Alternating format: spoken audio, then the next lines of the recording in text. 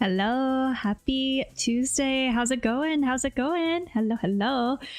I'm loaded. I'm ready. Hope everybody's having a good day. I am having a day, but I'm here. If you haven't been keeping up, we are going to be doing some floor plans today. So hello, if you haven't been here before, my name's Angorabuilds. I'm an architectural technologist based out of Western Canada, and I model buildings in 3D for a living.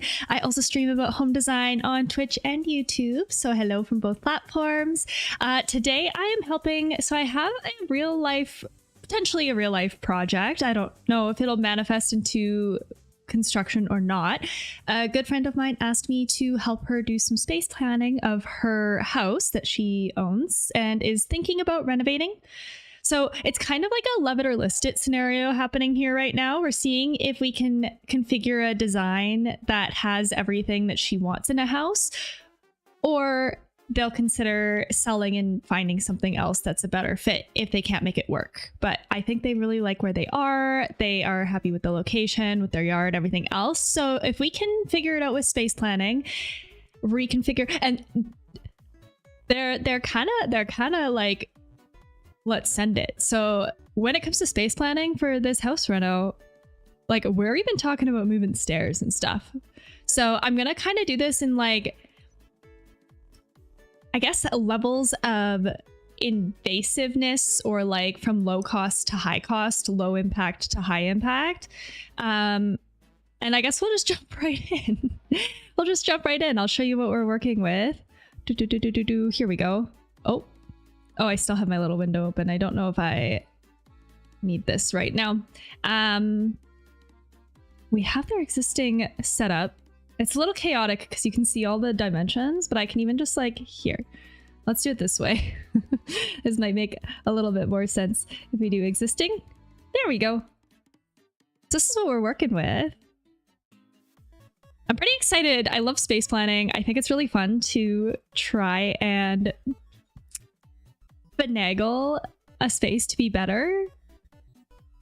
I'm a big advocate for quality over quantity, so I think we can figure stuff out and make something work. The one thing that's a little bit interesting about what they are considering is they are considering doing all of the bedrooms in the basement and then doing all of the living space and the entertaining space, office space, and everything on the main floor.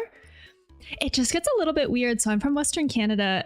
I don't know what it's like in other places, but it gets a little bit weird when you look at options like that, because when you if you decide you want to list it and sell it, technically the ad will say it's like a 0-bedroom house because we only count bedrooms above grade. And I'm not quite sure if that's a Western Canada thing or if that happens in other places.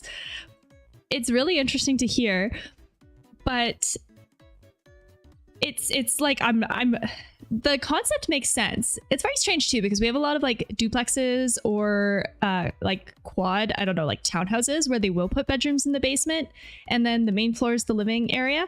But it's almost usually more like almost like a bi-level split where you walk in and the door, there's a half staircase up and a half staircase down.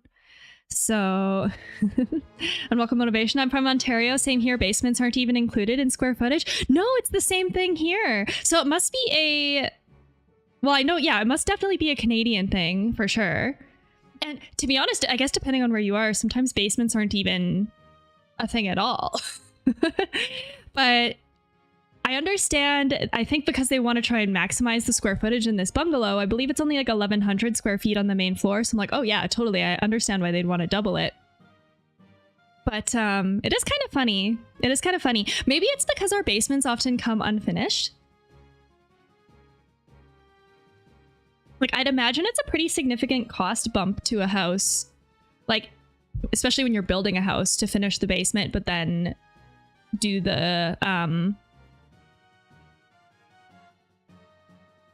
main floor. So I have a brain lag. Sorry, I had a deadline today. So I work in the architecture industry. By the way, hi, hello. I'm an architectural technologist. I'm not a designer, so we're kind of winging it, but I work very closely with designers. I've been in the industry for coming on 8 years now. I work primarily in commercial architecture and commercial interiors design. So I have that angle.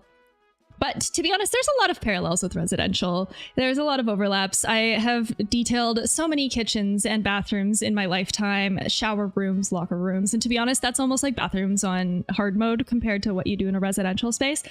So I'm kind of trying to decide how I want to do this today because okay, the cool thing about I'm using a software called Autodesk Revit. It's what I use in my line of work. Usually I'm using it for much larger projects than just a 1,000 square foot bungalow, but we are going to be doing all of our space planning in here. And the cool thing about it is I have a feature called design options, which basically allows us to just make as many floor plan options as we want, but we don't have to commit to anything. Like, it's not like, maybe, okay, I don't use SketchUp, so maybe you can do this in SketchUp too, but I don't have to like copy and paste my floor plan 8 times. We can just kind of work within the same confines as long as we establish what is changing versus what's staying. To be honest, because it's like a full gut reno, it's pretty much just the perimeter walls that are staying. Like I said, they're even talking about moving stairs. So this blue is like pretty much the extents of the subfloor and the main floor. This is the existing opening to their downstairs right now. They do have a back door that is like a half flight down, which is kind of interesting, just how the site grade works, I guess. I think it's a little bit of a lower grade at the back here than it is at the front of the house. They are talking about, for a stair option, doing a build out on the front of the house and kind of emulating the same thing that you see on the back and doing the front door kind of a half staircase down. And then you could go to the basement and you can go to the upstairs. But then the bedroom basement thing might not be so like as weird, I guess. You don't feel like you're like going on a huge traversion.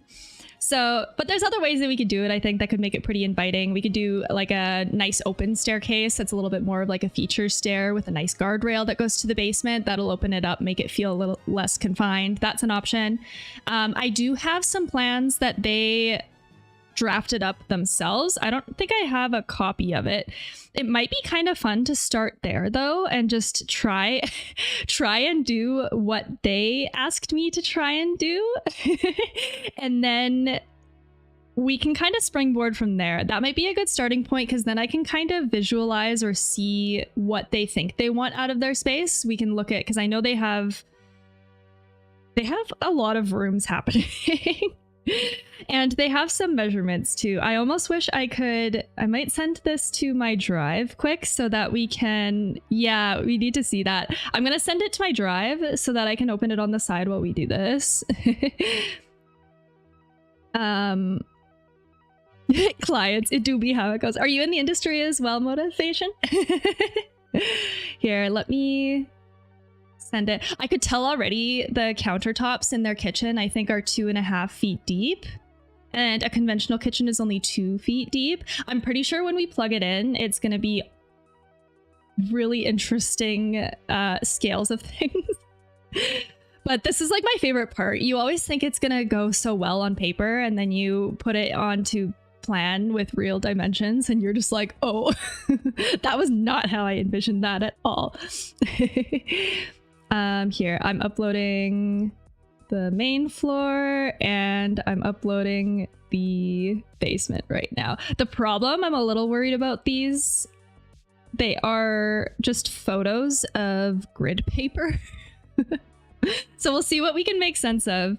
I have my drive here. Let's jump over. So these are their as-builds. So this is what I did. This is what I got from them. I pretend to be a designer and architect. I flip and build houses. I used to dabble in renovations, but my clients always had the wildest ideas. Wait, what? That sounds so fun. Okay, my dream is to get into house flipping. I'm kind of scared to do renovations and like a lot of client work because I feel like, yeah, exactly what you said. I feel like clients, in a way, it's almost like a service job, right? Like you're trying to, you're doing a service for someone. You want to make them happy. You want to appease them. But I don't know. I worked like regular service industry, restaurants, cafes for so many years, and I've dealt with people, and I don't know. I feel like I don't know if I have the personality to have a really healthy back and forth discourse with a client that might be more difficult. So that's my hesitancy. That's why I'm scared. I'm doing this because this is a good friend of mine. So, or usually I'm doing my own DIY renovation projects on stream. It's very rare that I'm doing something for someone else. But I don't mind. What I'm more open to is to helping people visualize their own ideas and then like maybe providing some like guiding advice. But I don't know if I want to lead design per se. Can we see this pretty well? Because actually it is almost better on my screen than on my phone because I can actually kind of make sense of what's happening here. But the scale, it's incredibly open concept. I don't even know if they put a bathroom on this main floor. They're thinking of doing 2 bathrooms in the basement and then only a powder bath on the main floor. But I'm like, I don't know about that. Actually, Motivation, if you build houses, you might be able to attest or speak to this. I feel like it would be difficult to do 2 bathrooms in a basement because now you're trenching in 2 plumbing systems into the ground. It would almost make more sense to at least try to just have only 1 bathroom in the basement and then 1 upstairs. That makes more sense to me. But yes, service and sales. I had trouble saying no. If you think you have a strong, confident personality, it's helpful. That makes sense. Also, disclaimer for my friends on Twitch, I don't have my chat bubbles linked to YouTube, so I multi-stream from both platforms, but I do have chat bubbles if you want to say hi on Twitch. They will pop up on my overlay somewhere.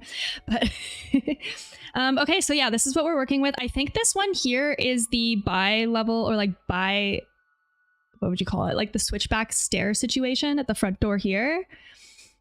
Hi on Twitch. Hi, Krish. So I think they're thinking of doing this switchback stair thing at the front door and then opening it up into this very large open concept. Okay, I think I'll have to, it's really difficult to see. And then the basement. Actually, ooh, wait a second. Oh no, they sent me 2 plans and I don't know which one they liked the most. Does that mean that I have to do both? I realize this is 2 main levels. They said one was an older version. Oh wait. They said one was an older version that they weren't as excited about, but they gave it to me anyways. I think this is the one that they're more excited about. This doesn't have the switchback stair thing. This just has a really massive kitchen. Okay, let's do this one first. I'll jump into it. Okay. I have my little there. Can you guys even see this? It's so small, hey? The one with the moved stairs they prefer? Okay, noted. Thank you. Can you see the whole thing? Hold on, did I zoom in by accident? Oh no, this is just the extent the page is cropped. Okay. I don't want to get in the way. Here, maybe? Oi, oi, oi. I'm nervous. Okay. So, like I said, I'm going to do this first one. This first one is going to be just exactly what they want as they envision it, just so I can show them how proportions worked. Hi, Tony. How's it going? Welcome back to the stream. We'll do theirs so they see how the proportions work. And then I'm going to take a crack at it myself and do it how I would maybe want to try and finagle it, because we're trying to, like, they have a pretty reasonable budget for this. They have a pretty healthy budget, but I still think from a renovation perspective and a full house gut, it would make sense to try and keep existing systems close to one another, or like, if we're going to move them, at least like move them in a way that makes sense to tie into one another around the house. That's one thing I want to be mindful of. So the other thing, okay, if you know about building houses, this is the one thing I'm not too sure, because I do new builds. I don't do renovations as often, but when it comes to relocating stairs, how difficult is it? I don't know if I should try and stay in the same, because the joists run, I guess, up and down. This is like the main beam that supports the house, and then all the joints kind of come off of that. So I don't know if I should try and keep the stairs between joists, or if we could run perpendicular to them. but that might require some structural support that I'm not as confident with. It might be fine, but in my head, I'm like, I feel like it would be easier to stay in the direction sort of that the stair already is, I think. And even thinking about my bungalow, our bungalow is same, much a little bit smaller though, and our stairs are like on this end of the house along the exterior wall where there's no windows. So we'll take a crack at it. Let me set up my design options so we can actually like not wreck things. I'm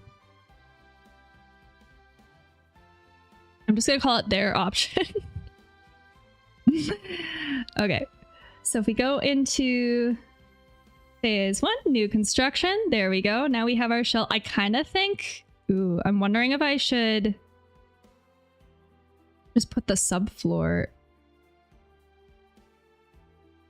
No, it's fine. And when I get to rendering it, I want to render the joists and stuff because they're considering doing open ceiling in some place too. But how's your Tuesday, Tony?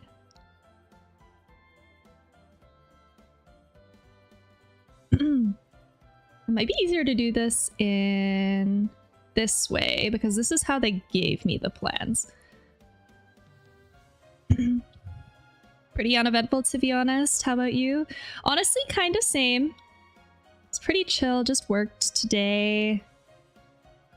I'm doing a like interior design package now for, I'm working on a Nordic spa in the Rocky Mountains. I'm like, should I say where it's located? In the Rocky Mountains. And so I finished like the exterior architecture project, and now I'm working on the interior design package and doing all the renders and stuff. So that's kind of what I've been working on in the background. So that was kind of my day today. I'm trying to fight with I'm trying a new render software called Lumion, and I'm fighting with it because it's not rendering my curves very nicely. Hold on, do I have a interior partition set up? Oh yeah, here, I'll duplicate this one. I'll make it a new one.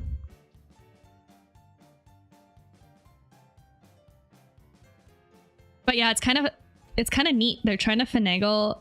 The architect did most of the design. She designed this like really cool, it almost looked like a stacked log feature wall, and it looks like it's like a foot deep, and it literally just it looks like if you took a bunch of firewood and you just like stacked it up like 7 feet high, and that's like this like feature when you walk in, and it like blocks the entrances or like the line of sight into the change rooms.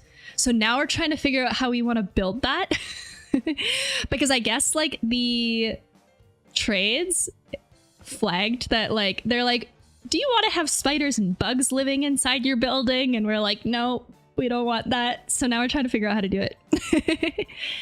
I've never moved a staircase. It seems like a big project, so they might have the scope for it. I think you should get into it and only consider moving it if you see a design that works really well for it. That's my thought as well. I would like to try and not move the stairs. I would like to try and keep all the doors and windows in the same places as well.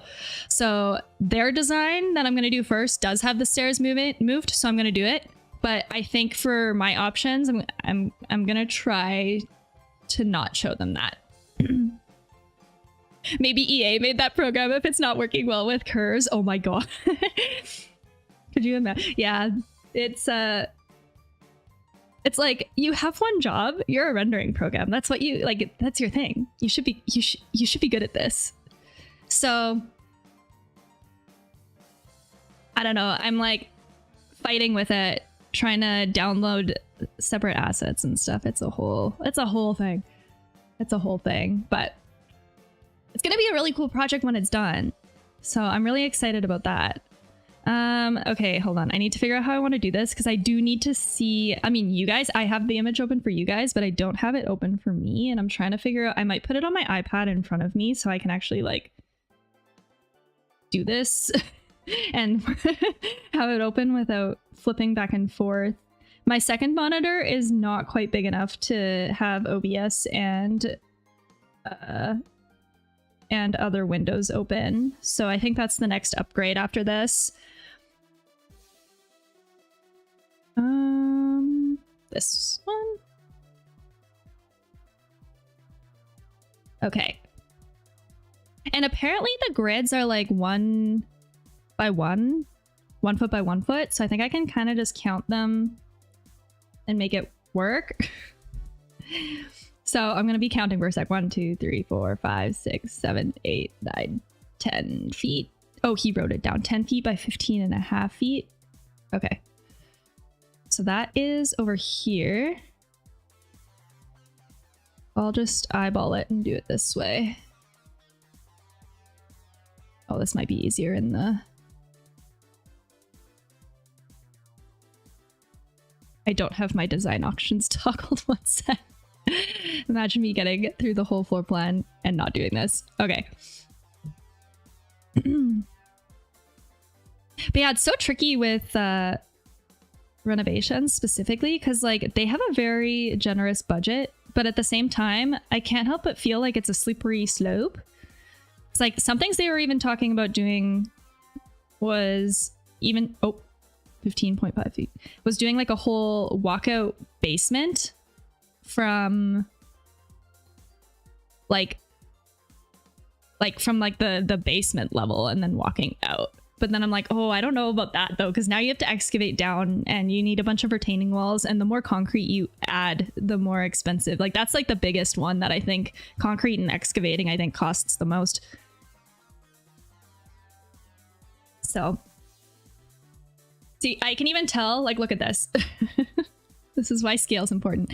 So the gap between the window and the door here, in theirs, it's like pretty much in the middle, I would say. This looks pretty close. It looks like it's almost closer to the door in their drawing, but now I'm drawing this and it's like, look at how close this is to the window. I might have to make some strategic judgment calls here. Maybe we'll give them 3 feet.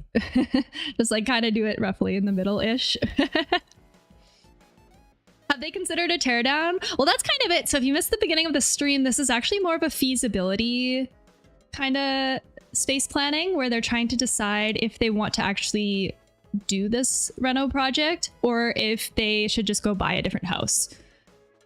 So we're trying to figure out if they can get everything that they need or that they want out of their house. I think they're planning kids. They have some life changes coming up. So they kind of, yeah, they kind of got some things to think about. So from my perspective, I only think it's worth it if you don't have to move stairs and you don't have to move windows or doors or create new doors. Otherwise, I think at that point, then yeah, you're kind of starting over almost. And I don't know if that's worth the effort when there's so many other existing layouts in other houses that could just get you the same thing. Okay, we're looking at doing... I don't think I'm going to use their measurements because I think this scale is off. So maybe I'll make some judgment calls here. So they do client work. So this will be an office in the front. Create similar. We're looking at doing a powder bath. No, a full bath here. Along this wall. And then they want the stairs to be here and go down to the basement. And I think we'll line up with this window. So I can draw that.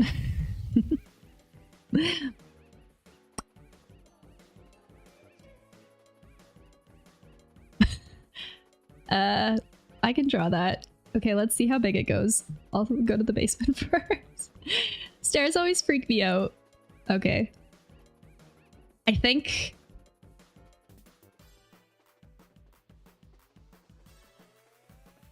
Oh, it's so funny too, because they have the stairs going straight down. Yeah, they're just like going like straight towards this wall here. But like they're gonna need to turn. Because otherwise you're just going down the stairs into the wall. So we might need to decide a different way to do this. Let's go back. Here, I'll turn on... Can I turn on my upstairs underlay so I can see where that wall is? Actually, here, I'm just going to copy and paste it down. That would make the most sense.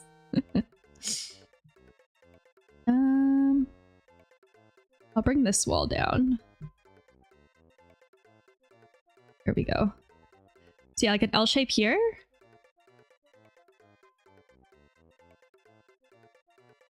We'll try it. Basement up to level 1. I don't know like how many of each. Oh. Oh. Other side. Like that, maybe? Almost maybe make it more exaggerated than that. Hold on. Oh. Like 50-50? How many stairs does it say it can do? It says it can do... They'll usually give me a number here. They'll be like... I don't see the number. I don't see the number. I know right now it's 4 and 7, but they have a really low bulkhead that you almost would hit your head on and you have to duck under. So I'm thinking instead of doing 4 and 7, maybe we'll do... Wonder if 6 and 5 is enough. But if we keep it open on the top and we just like have it open to the open concept above, and that's not so bad. Let's try it. I don't need these supports. Yeah, I feel like tearing down or putting up some walls, some extensions here and there is one thing, but completely gutting the house is just not going to be worth it. So the interesting thing, and I think a big contributing factor to this is they did an asbestos assessment of their house because they had some issues with something and then had someone come and assess the asbestos. And I guess I've never heard of this before. It's even in their drywall. So they were gonna be tearing it down to the studs to be removing all of the asbestos anyways. Which is like, okay, I've heard of asbestos in ceilings, in linoleum floors, in like adhesives and stuff like that. I've never really heard of it in the drywall before.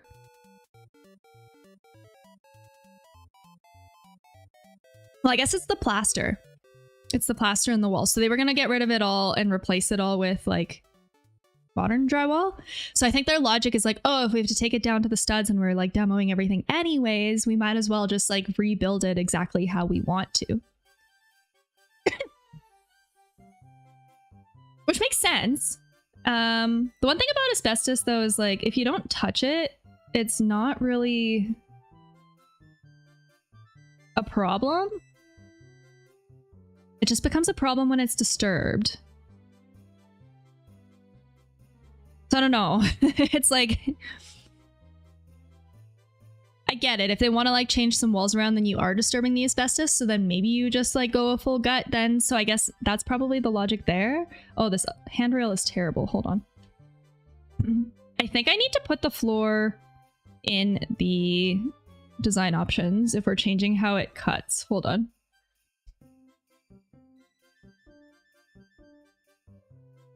I'm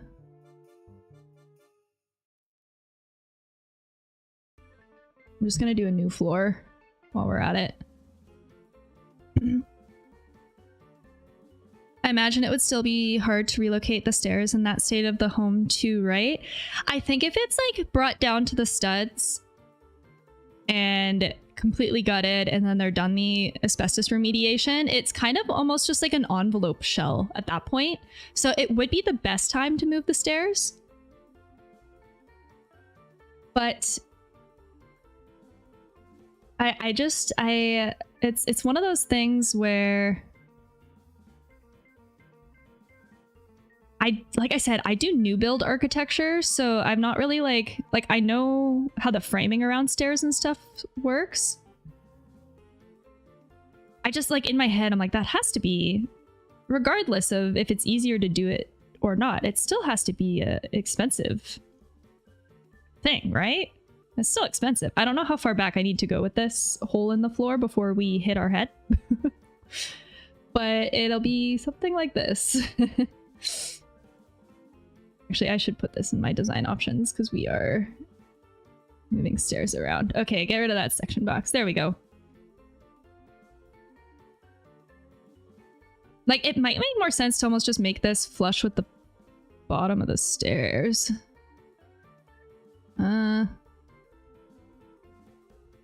Like here for now.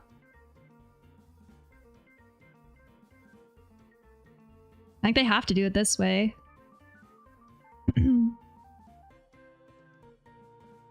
I see what you mean. I feel like it's hard for me to visualize for some reason. No, that's fair. It's definitely easier. Oh, and then we have, see, I don't know if they move the stairs, what they would do this door. If they would just fill it in.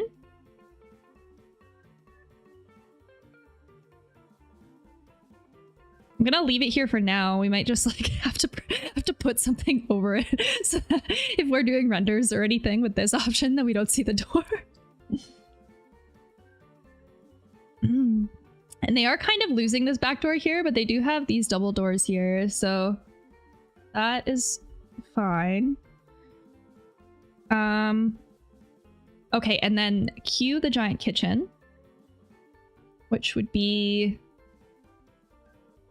with the stair configuration, not as giant as they were hoping. I guess to remediate that, I don't know, it's always so different when you actually do it in 3D than in plan. It's always so different. Hold, hold, hold, hold. I want to see. I'm just trying to... Okay.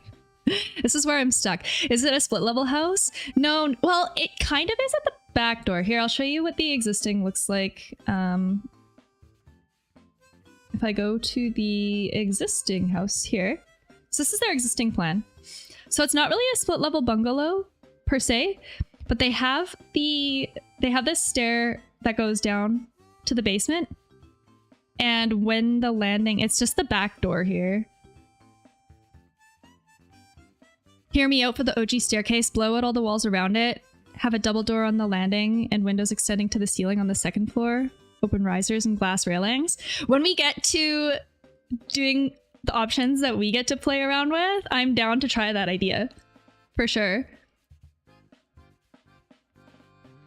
Yeah, so I think they do this because of how the house, like the grading of the house, like how the front yard and the backyard sits. It's higher in the front yard and then the backyard's a bit lower. So the backyard door opens up here. Like, it's like 4 stairs down lower, but it's just this spot, I guess, that's bi-level. It's not the whole thing. So it does create a problem with this door. But I love me a good feature staircase.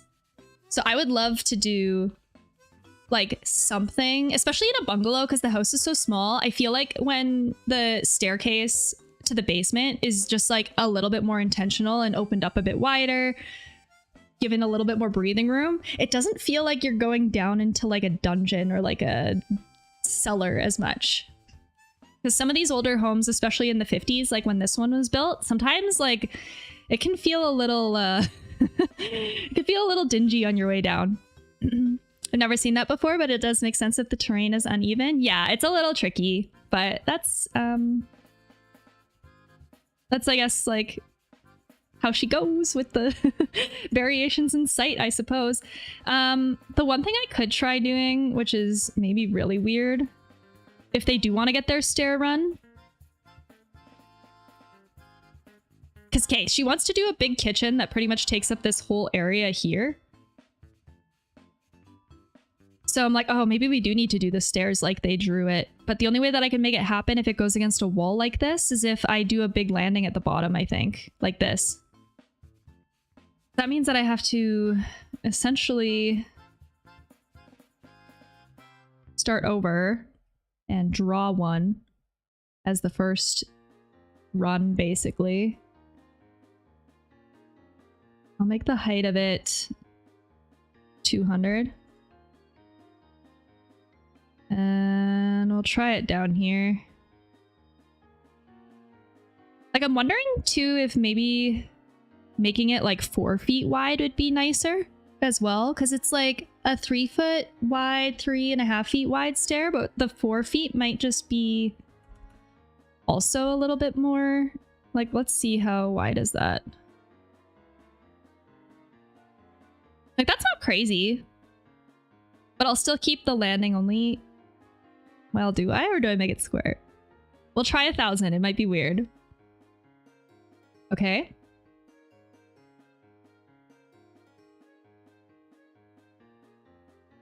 $1,200. I hate doing stairs. They're so tricky. I mean, it's...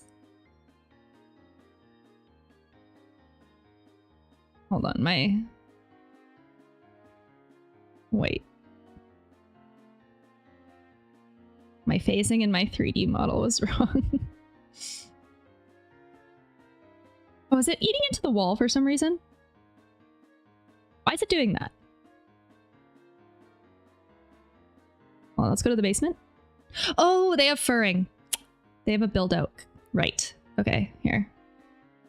So that would go to here, and then I'll delete all of these like side supports and stuff. It's not necessary. It'll just be a floating stair for now. It'll be floating. See, this is what I mean. Then at least you can kind of get this straight run down, but you're not like literally running into a wall. I'll make these look nicer. Like at this point, we're just trying to kind of space plan and configure things to see if it looks like it's gonna fit together. I'm not really gonna focus too much on making things look pretty today, because if they pick a layout that they like, then we'll do design development and I'll actually help with finishes, interior renders, picking appliances, accessories, all that stuff. She's very, what's the term I'm looking for? Organic modern in her design style, which I actually love as a interiors style. Scandinavian organic modern, I guess. Which is a lot of neutrals, a lot of greenery. All right. So this is exactly what they have drawn. How does that look?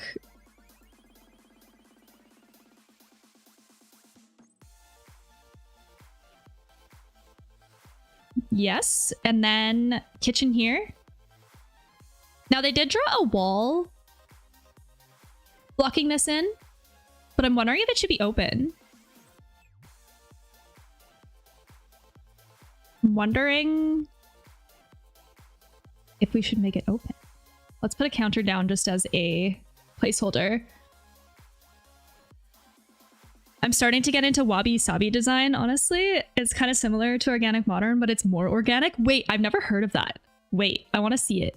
Wait, hold on. Is that how you spell it too? Wabi-sabi?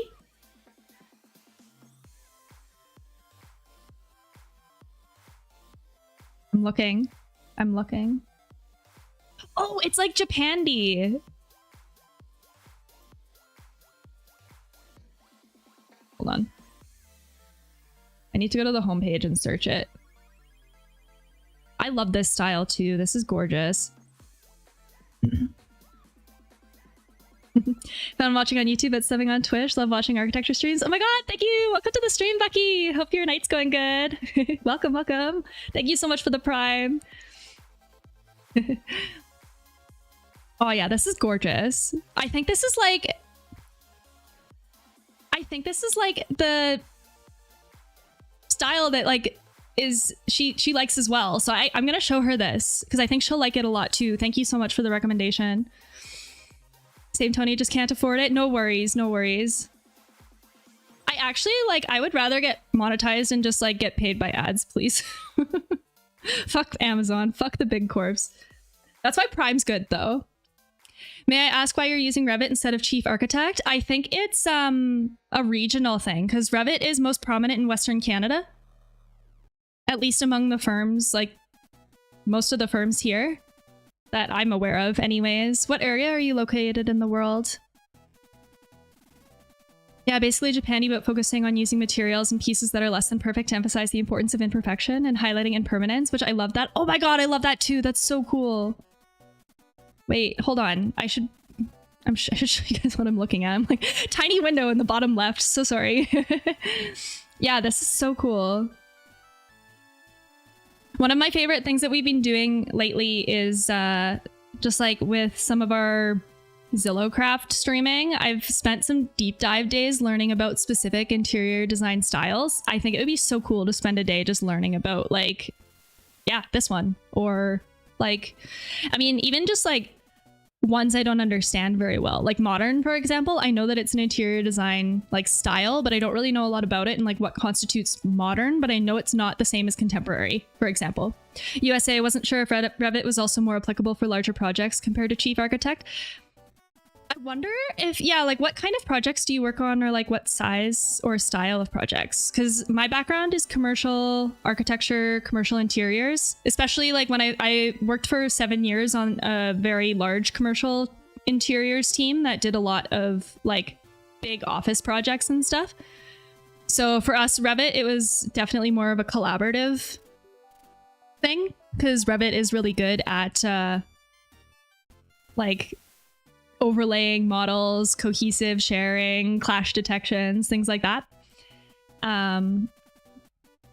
Whereas, yeah, Chief Architect, to be honest, I've heard of it, but I'm not too familiar with it. It's like a little bit of a newer one to me. The one that I've seen my coworkers use more in school and stuff was a program called Reno, which I think is really good for like conceptual massing and stuff. Hold on. So, okay, sorry, side note. She was thinking of maybe doing a wall here, but I'm wondering if we should just keep it open and only do like a pony wall and make it like 3 feet high so that the staircase stays open. And I don't know if I want to do it the full run of the stairs either. I will for now, just to show it. But I think I'm only going to do this the height of the countertop. Zero experience for me, just fascinated by it. Well, welcome. You're at the right stream for it. This my shit.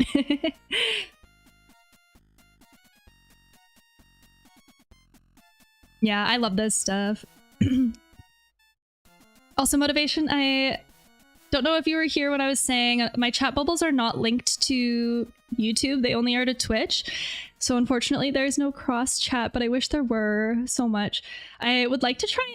I should try and figure out, because my chat bubbles are like I bought them because I'm not good at coding stuff. I wonder if I could figure out how to combine them. It'd be so nice.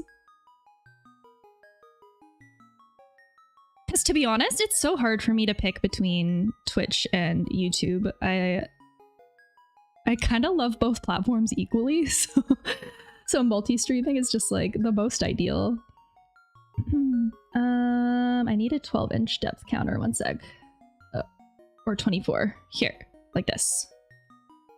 So I'll do this as a placeholder just to block it in. But they want like a big wraparound kitchen like this. It's like picking a favorite child. Multi-streaming is the best choice. There's no cons. If you can do it, like, you should do it. I think it was actually, I don't really watch them too much, but it was Moist Critical did a whole video about like, now that it doesn't matter, neither platforms are getting angry at you for doing it. Like, you should just do it because it's so easy. It's just a free plugin. But like from a YouTube perspective, I have already hit, like, I only have like 370 subs on YouTube, so I'm pretty far off from monetization, but I've hit over 3,000 watch hours. You need 4,000 to get monetized, but I've hit over 3,000. I might be at 3,500 now just because I live stream and people watch them. It's the easiest way. It's the easiest way to get watch hours. feel like the YouTube people really like watching VODs kind of after they've already been posted and live, whereas the Twitch community is definitely more engaged while live. I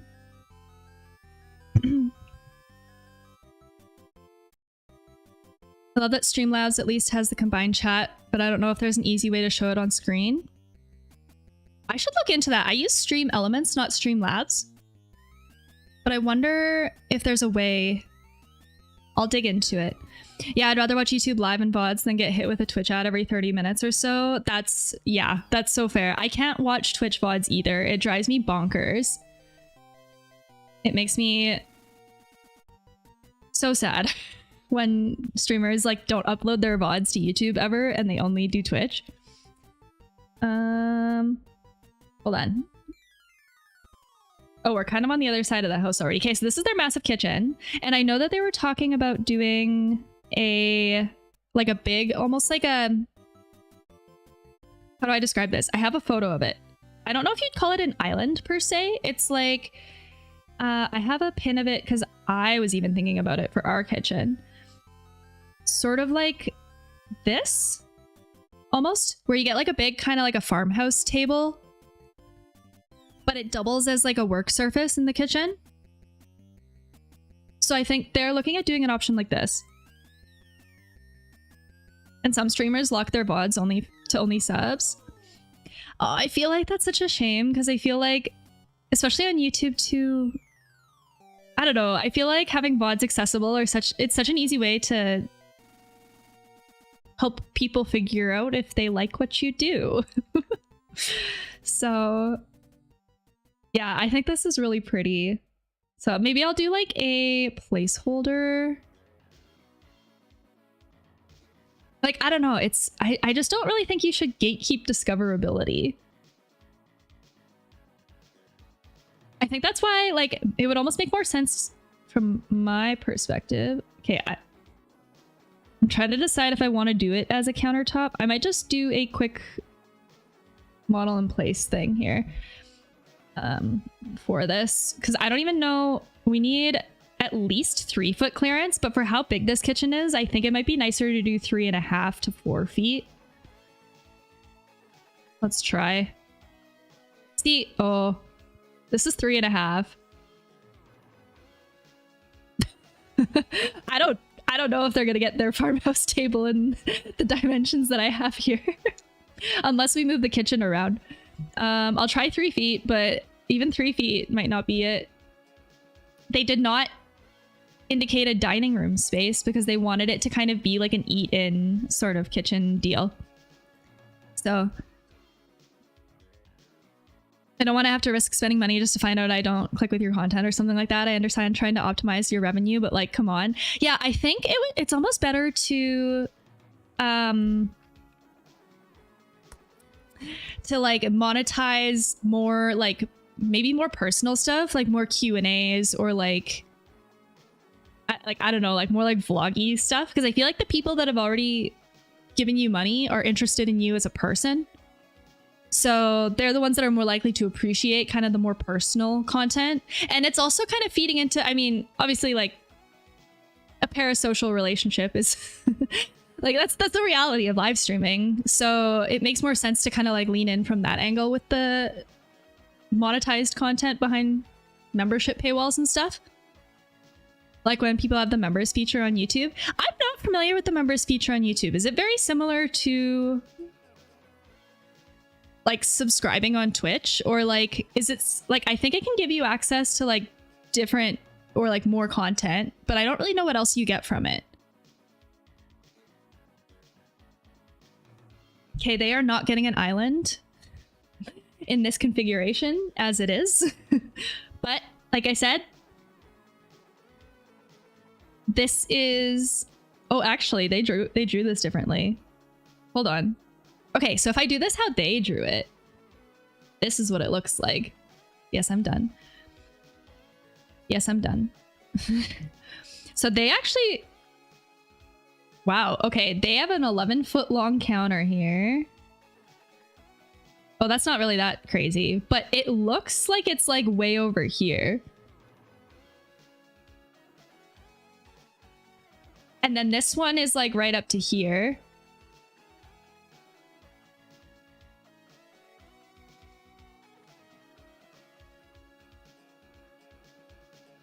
What are these dimensions though?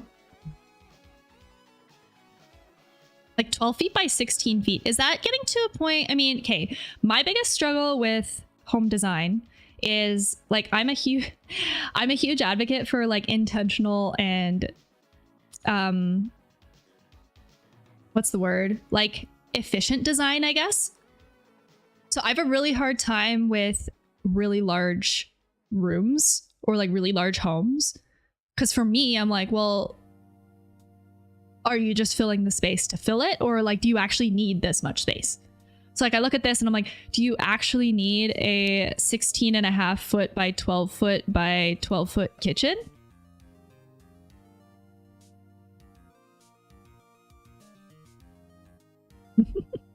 Do we?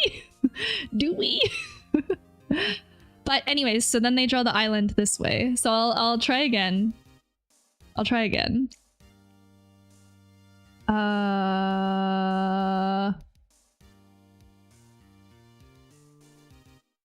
Island table. I didn't name the first one properly.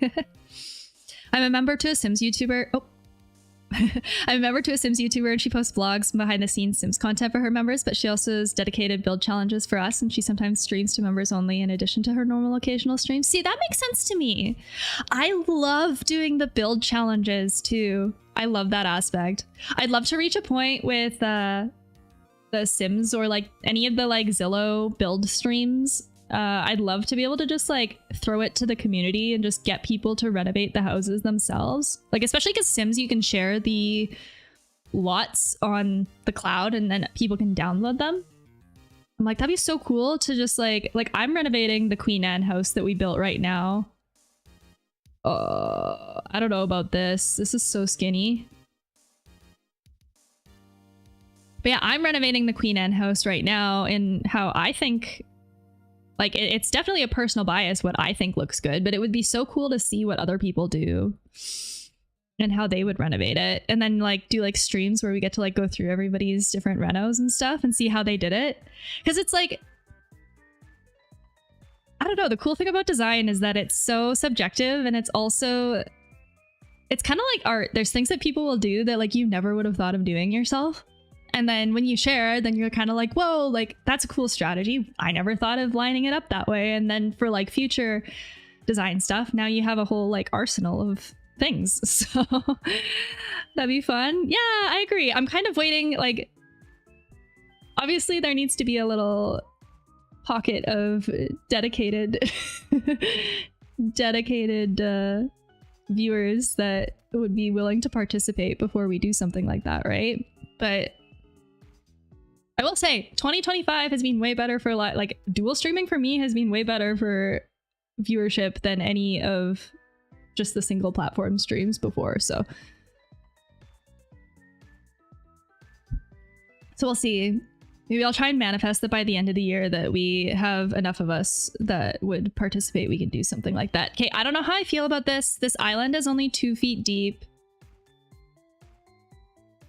So I don't like a bar for bar stools, you need like an 18-foot clearance. So I have a feeling like if you want people to be able to sit on both sides, like with the Pinterest example, we'd need it to probably be at least 3 feet. This would need to be like, this is not 2 feet. So I don't know if it's working. I'll get the rest of the main floor in. And then maybe we can shrink some of these things and try and give this a little bit more space. But from my perspective, and just upon looking at this house is so much wider than it is long, but they're trying to fit a lot of items in the length or like the depth of the house rather than embracing the width of the house. So I kind of think we're gonna have to do almost like a whole like rotation thing if we want to try to make something like this work.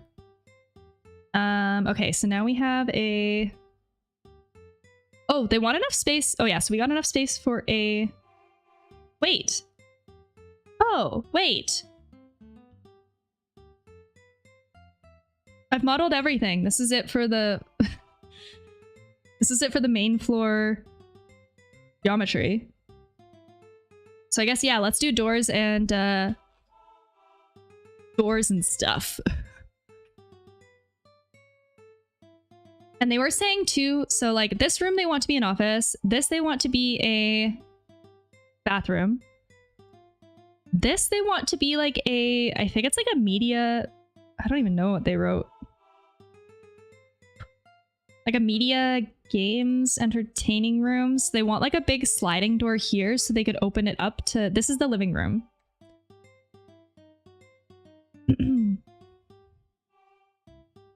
This alignment's bothering me a lot though. Okay, let's get doors in. I'm mulling over things I don't need to. I'll do smaller doors for now. This might be too tiny for a bathroom though. And I don't know if I have sliding doors. I might need to find one. I'm just checking my Autodesk library quick and seeing if they have... No, we have to hunt one. Okay. Let's find a sliding door. I don't really know. Okay. If we're doing like a dual sliding door situation, maybe that's what we do. Hold on. Like, barn doors are kind of out, right? Like, we're kind of cringing at barn doors now, aren't we? Or are they still like, are they...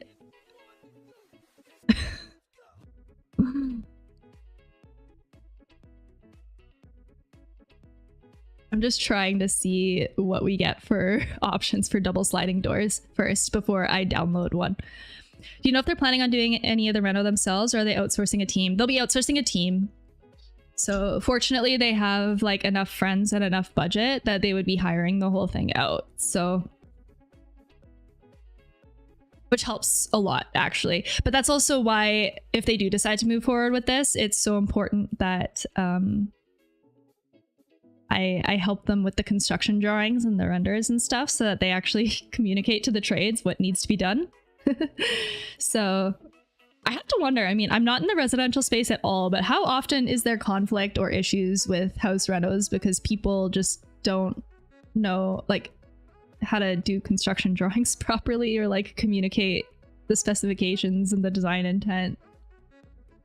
I always have to wonder.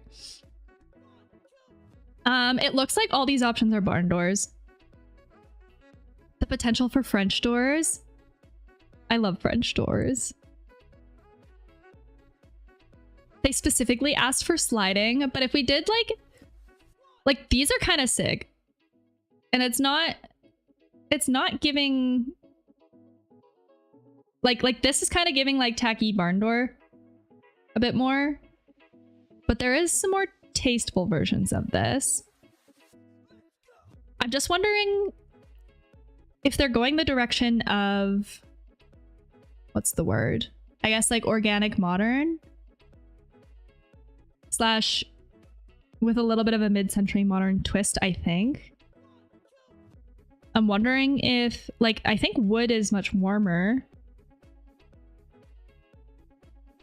But some of these black metal ones aren't bad either, because it's not a bedroom. So, like, privacy isn't really as much of a concern. Actually, I guess to be honest, Krish, are you still in the chat? Do you remember why they wanted the sliding doors? Was it supposed to be, like, a guest bedroom option? Or... because... I could just do an arch and make it be open. Also, I'm obsessed with fluted glass right now. I love this texture. If I had it my way, I would do my whole house. Yeah, they still kind of want it to be considered a bedroom for resale. I wonder if they'd like a pocket door. That would be more discreet, for sure. But like, look at how pretty this is. Getting into like the whole Japan-y conversation. This is insane. This is insane. It's probably so expensive. Also, bro. So cool. We love some feature glass. The wood with the frosted glass option is so good. I think that would also align with everything that she showed me. I'm just like, organic modern, organic modern, organic modern. But like, this is cool. Which means now I have to find 2 barn doors. Hold on, let me look. We'll go to BIM object. This website's always a toss-up. Sometimes we get lucky, sometimes it's a little bit tricky. Double barn door. Cross our fingers. Cross our fingers. See, it's tricky because this website has the worst search algorithm on the planet, but it's the best online resource for 3D model objects.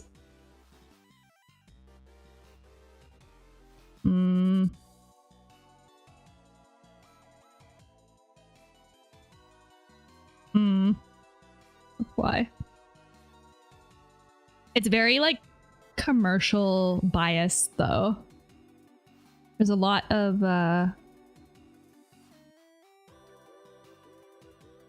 very like ugly stuff for lack of a better word.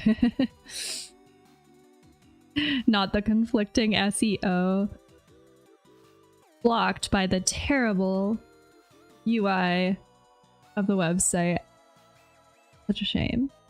Hold on. I could just find a single barn door, but then like put them right up to one another.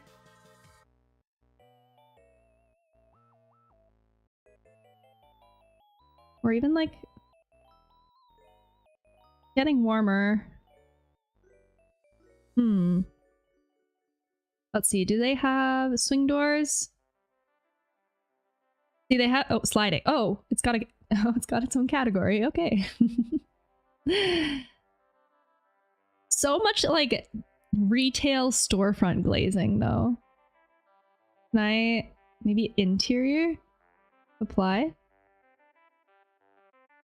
Let's just get rid of the barn door. Let's just try these two.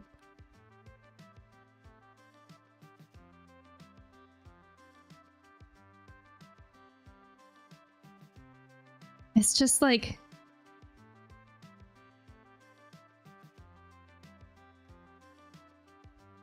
so terribly ugly. Hold on. Actually, wait, I can steal one. Hold on. I have a corporate library from my previous time at a big firm. Hold on. I'm just opening it. I'm just gonna take one. Don't tell anyone. Not me stealing doors. Like, this is just gonna be so much better. It'll probably work better anyways. Where did I save it?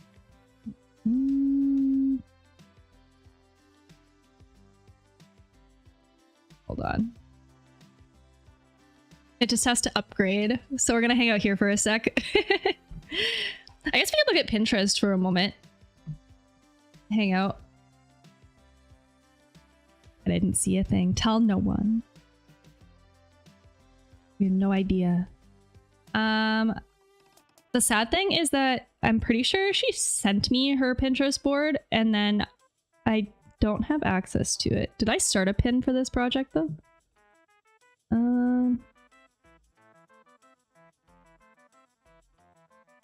No. I'm just gonna look for like organic modern kitchen. I'm curious about how that would translate in a bungalow. My biggest qualm with Pinterest, but I love it, but my qualm is a lot of the homes are so large Or they're like old character homes that are absolutely stunning, but like this is a mid-50s bungalow that is just like only a rectangle box. So like you'll get something like this. I'm like, of course that's goals. But like, I have 8-foot high ceilings. I can't do this shit. It makes me so sad. This is, I guess, more of our wheelhouse. We could do like stuff like this. I'll pin this for her. Actually, this is a good one. The cabinets. I love these. I'm still, okay, I'm going back and forth on open shelving in kitchens because I love the look of it on one hand. Hold on. I love the look on it on one hand, but then I'm hearing, okay, I haven't lived with open shelving, so I can't speak to this, but I am hearing that unless you use your dishes all the time, open shelving can get really dusty. And like you almost always need to rinse off your dishes before you use them if you're not like using them constantly. So like, and this is just my understanding, this is all hearsay. I'll test this one day. But the strat would be to do like only like a small little shelving nook and then do the rest closed for things that you use less often. That's what I've heard, that's what I'm hearing. That makes sense to me. But it's so much more affordable and also aesthetically pleasing to have open shelves. Is that the remix of the Wii music in the background? Probably. Yes. Me channel. Yeah, it is. I have this massive playlist that's got like 14 hours of music. A lot of it's mostly like Nintendo video game remixes. But to be honest, I don't know half of the shit on the playlist. But it's a vibe. Okay. We're in. Look at... Hold on. Don't tell anyone I showed you this. I'm not supposed to give away secrets. Hold on. It's so big.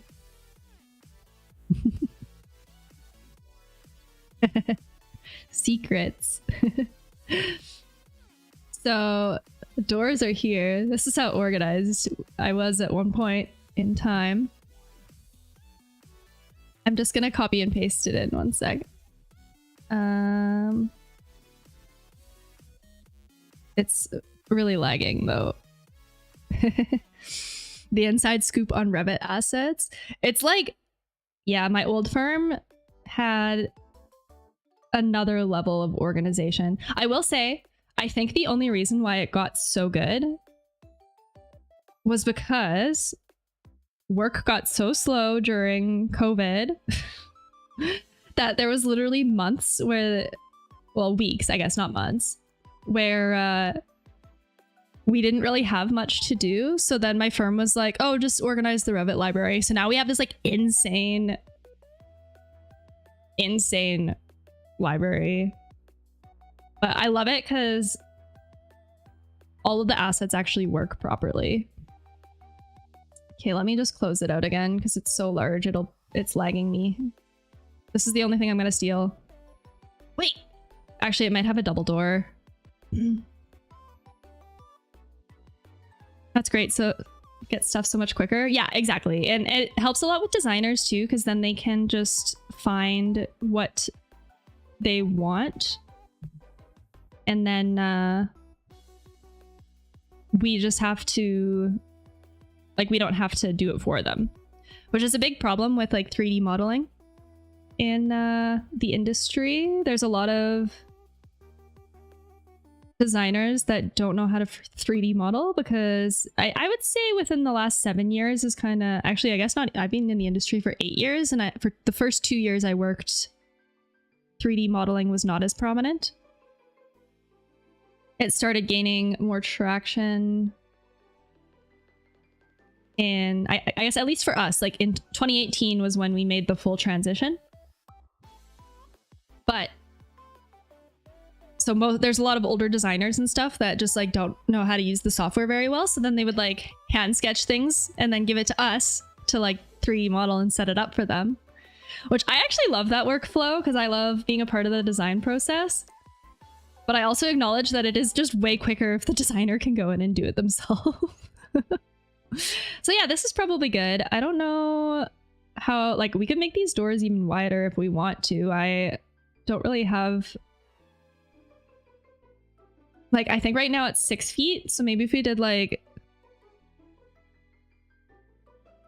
I just 7's probably as big as I'd be willing to go before the door leaves get too big. There, we'll equal it there. All right. I want to like throw in, yeah, let's throw in some stuff for scale. So they want to do, let's see if we can figure this out as well. They want to do a bathroom that has a small shower here. And it just so happens that I actually have the smallest shower in my own library from our basement bathroom renovation. So I'll open that and throw it in. See, it's one of those things where Revit is probably super impractical if you I'm just trying to decide where I should put the fixtures in here so they're all on the same wall though, or I might not be able to.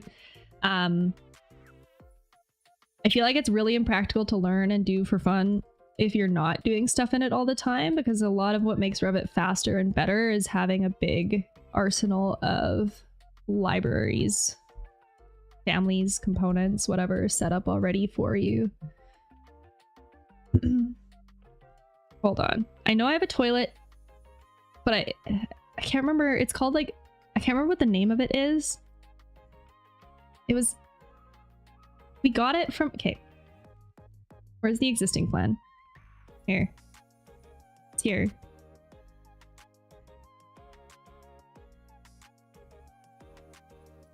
Also, I hate configuring bathrooms. They're so hard.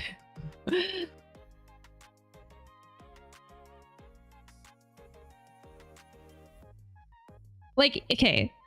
Now we're getting into like design logic. Okay. You want to at least try to be a bit discreet with where a toilet is placed so that it's not front and center when someone walks in the room.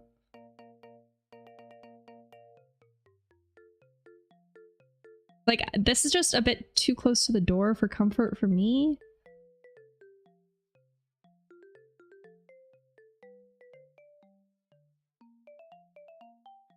Small bathrooms are so hard.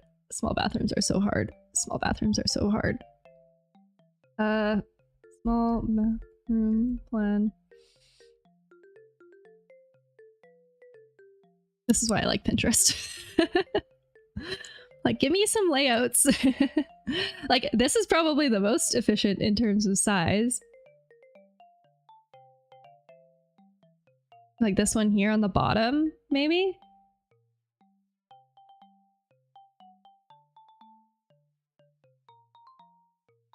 Or, because we're kind of working with, it's a little bit rectangular.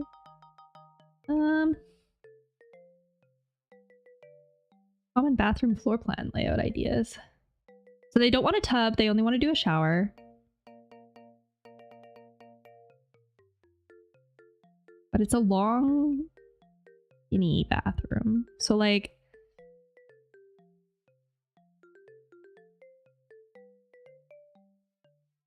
rotate.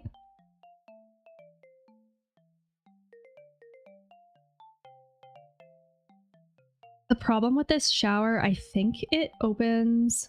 Wait, does it just swing on one side? I don't know how it opens. Oh, it does. It swings on this side. Oh, I'd want to fix that. 'Cause I'd rather it open this way. But then I think I have to mirror it. Hold on. Mirror? Mirror? No, not copy. Like here?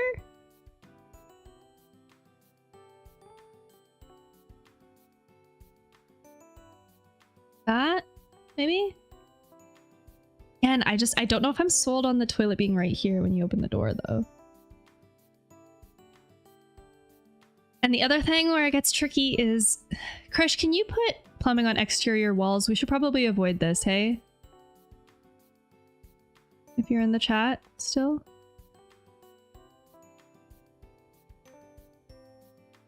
Por favor.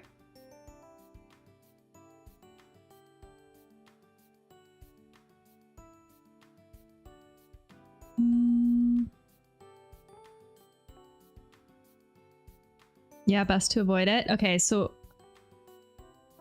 like I was thinking this one being the plumbing wall. Not this one. Just for like a noise thing, because this is going to be an office, so we want it to be quiet. So I'm scared if I do the plumbing wall here, so I don't know if I want to run any fixtures on this.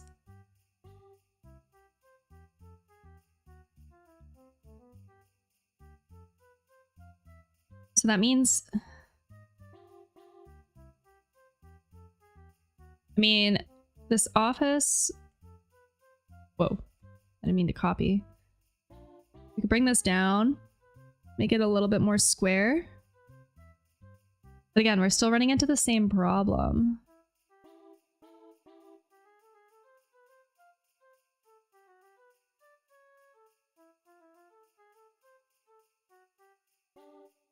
Let me try something. I don't know if this recession is the most necessary. Maybe we do something like this.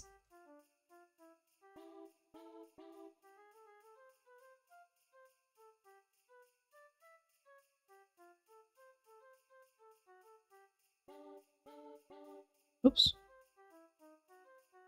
Like this.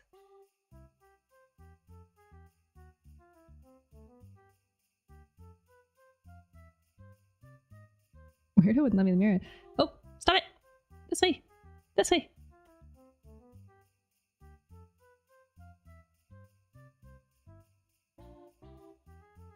Like this.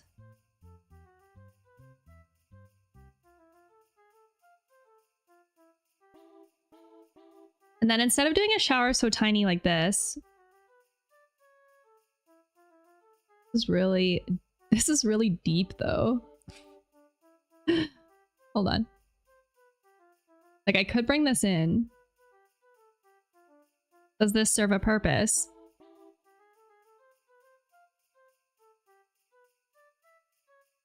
I need a, let's get just like a shower tray. I'll just do a 2D one for now.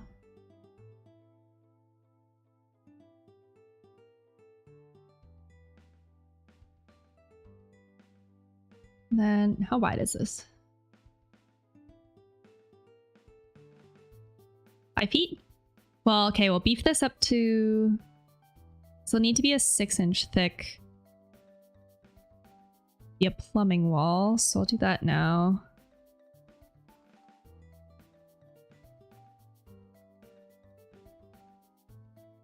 Okay. Okay.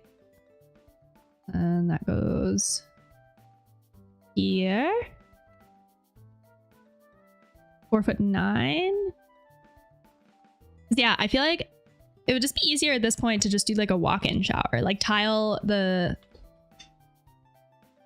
whole thing, walk in, and then you just like put the glass entrance. That seems easier. 1450.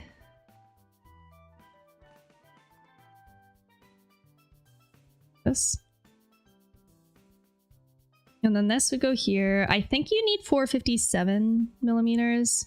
Oh my gosh. Okay, quick disclaimer, by the way, for those that aren't aware, I am from Western Canada, so we technically use the metric system here, but all of our trades, because there's so many American products, do things in imperial. So a lot of the residential space is also imperial. And my whole job is just converting between the two. And I don't have a default. I'm sorry. Sometimes my brain, I think it's like jumping between two languages. It like sometimes thinks in inches, sometimes thinks in millimeters. It depends.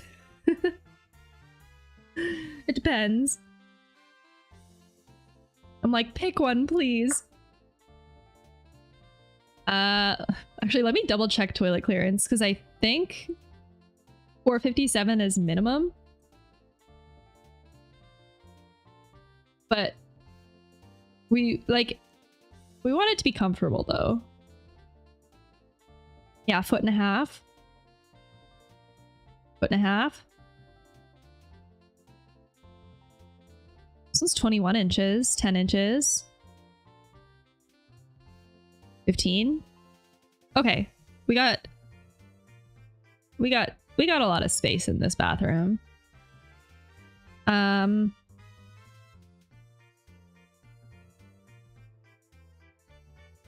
do 21 inches because we could have the space for it.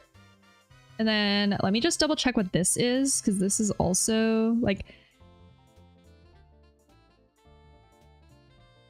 2.5 feet. So what does it say off the front? I'm just trying to look at the recommended, because it's different with residential than it is with commercial. Like I said, I'm mostly commercial and they are massive clearances. So I don't really know what a good conventional 24 to 61 minimum. Okay, so we have more than that. What did I say it was? 2'5"? Okay, so this should be fine. And then that leaves us with 20 inches for the counter. Which is so funny because they actually like have this counter depth in their bathroom right now anyways. So 30 inches is nice for clearance in front of the toilet. Because that's one of those things too. It's like, just because you can go that small doesn't mean you should. We're not designing a tiny house, so I would like it to be comfortable. It should be nice to move around in.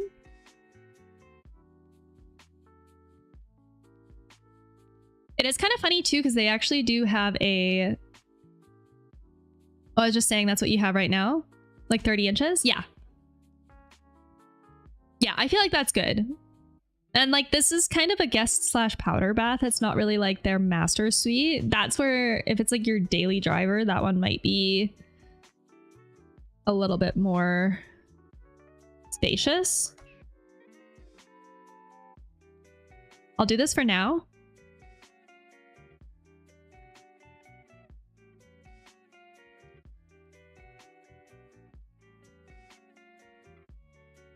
The other thing I could try to do, because they said they are okay with it being a small bath, I could move this and do this again, which is actually, I think, pretty much what the original design was. We just made it work. Because they specifically specified they're good with this main floor bathroom being small and like only for guests. So that leaves us with this one here. Here's the office. What I'm gonna do, I'm actually gonna use a countertop again because I think they were talking about, she does client work, so I think she wants like a pretty big built-in.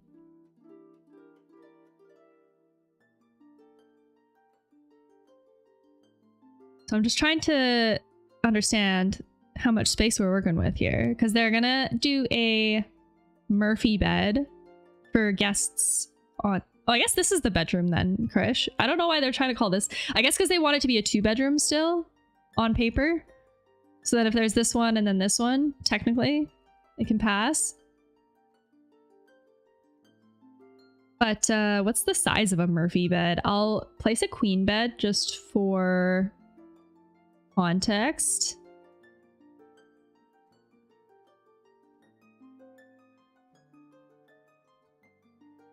Move the vanity in front of the toilet, save space, and they can sit down and wash their hands. Oh my god, I'm so scared too though, because I feel like now we're like gonna run out of the clearance that you want in front like this.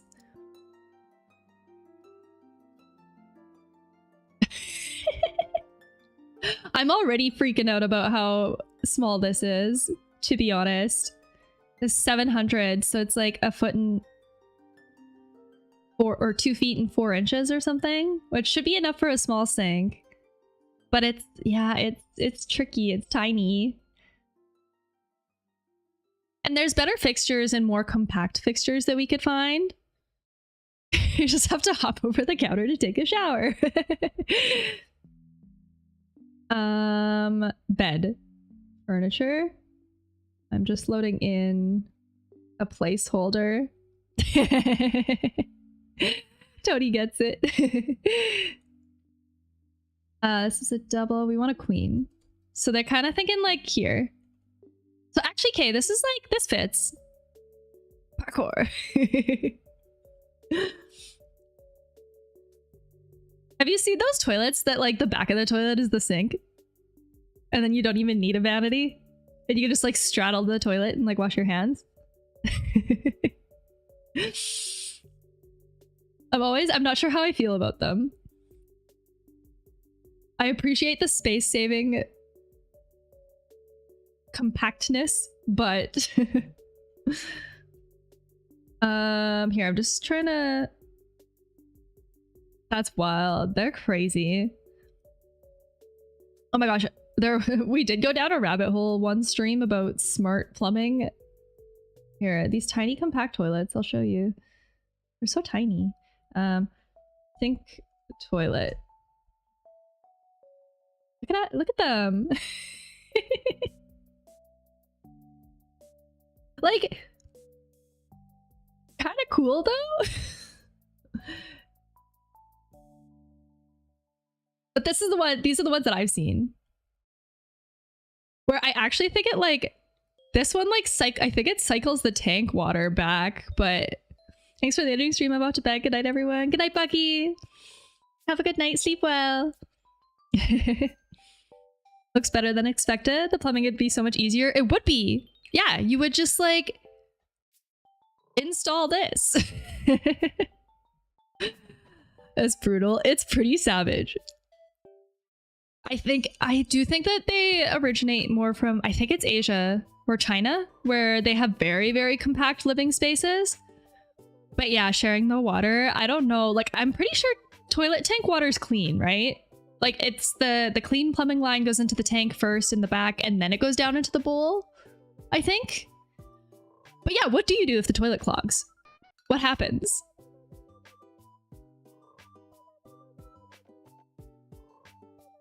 I mean, this to me makes a lot more sense. They're not connected. It's just over.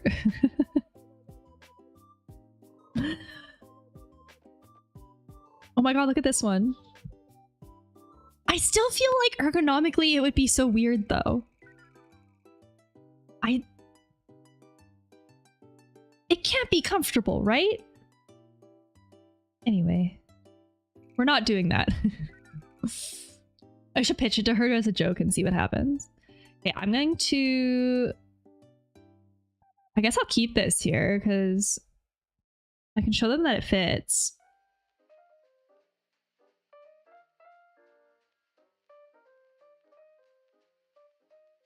And then yeah, they have like a big like built-in kind of shelf system on either side.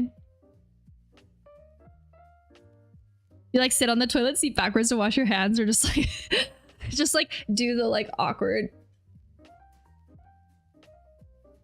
a little bit of a reach there.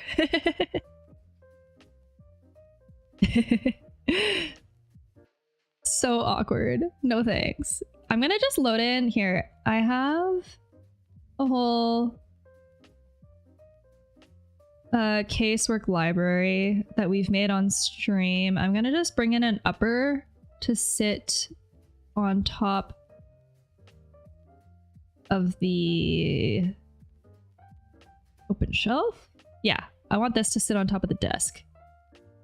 Just to like show something there. I don't know which side is the open side. Let's look at it in 3D and find out. Oh, it's sunk in the floor too. Hold on.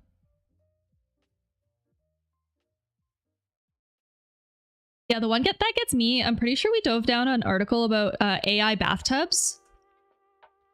That's a new thing. And they allegedly, you can program, they circulate, they keep your water warm for you, and they like remember all of your, like, not just the temperature, I think it was music preferences. You could put, what's the word? Aromatherapy, like essential oils, like in the thing, and then just like pick different essential oils for different times. It had different like lighting settings. It was pretty wild. I was like, that's how you know you have too much money, right? Here, I'll do 2 shelves. And let's make this like, I don't know. It's already 3 feet high. 4.5? Like close to the underside of the window. This is really deep too. Let's maybe only make it 14 inches. There we go. Then we'll do a build out on this side. And I'll copy it to this side. There we go. Like that? Oh, look at the desk height with the window though. The window's only like 2.5 feet. How hard would you say this program is? You make it look very easy. I have been using this program since 2010.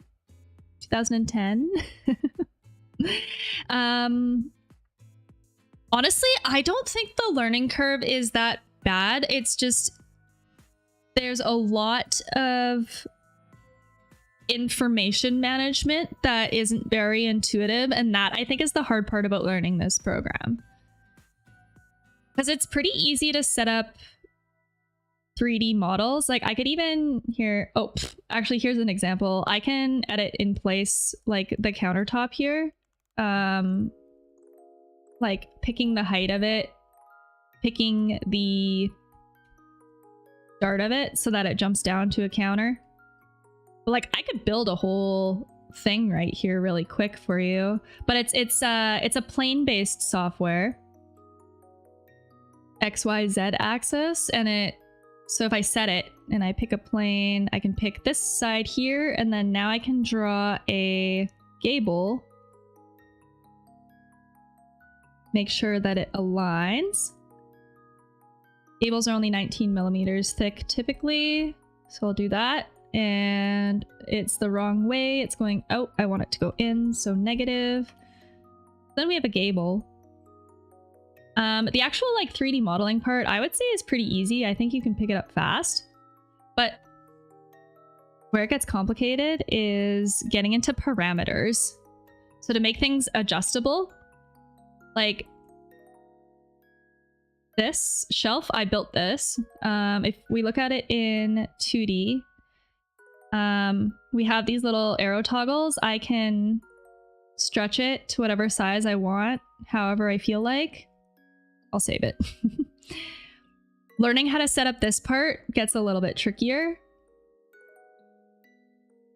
As well as looking at the properties here, like getting into finishes, for example, and how those are managed. You'll see there's a finish for everything. Because especially with like real construction projects that you have to do estimating on and stuff, every construction material can be input down to the studs, the insulation, drywall, all that stuff. It's all managed here. So this is where it gets like, but if you just want to use it for like space planning, it is very intuitive, kind of like Sims in the sense that like on the architecture tab here at the top, there is like a tab for walls. I could just like place one. Doors, windows, I could just like throw it in the wall here.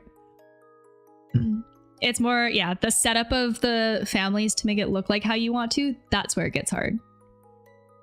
That's where it's hard. So,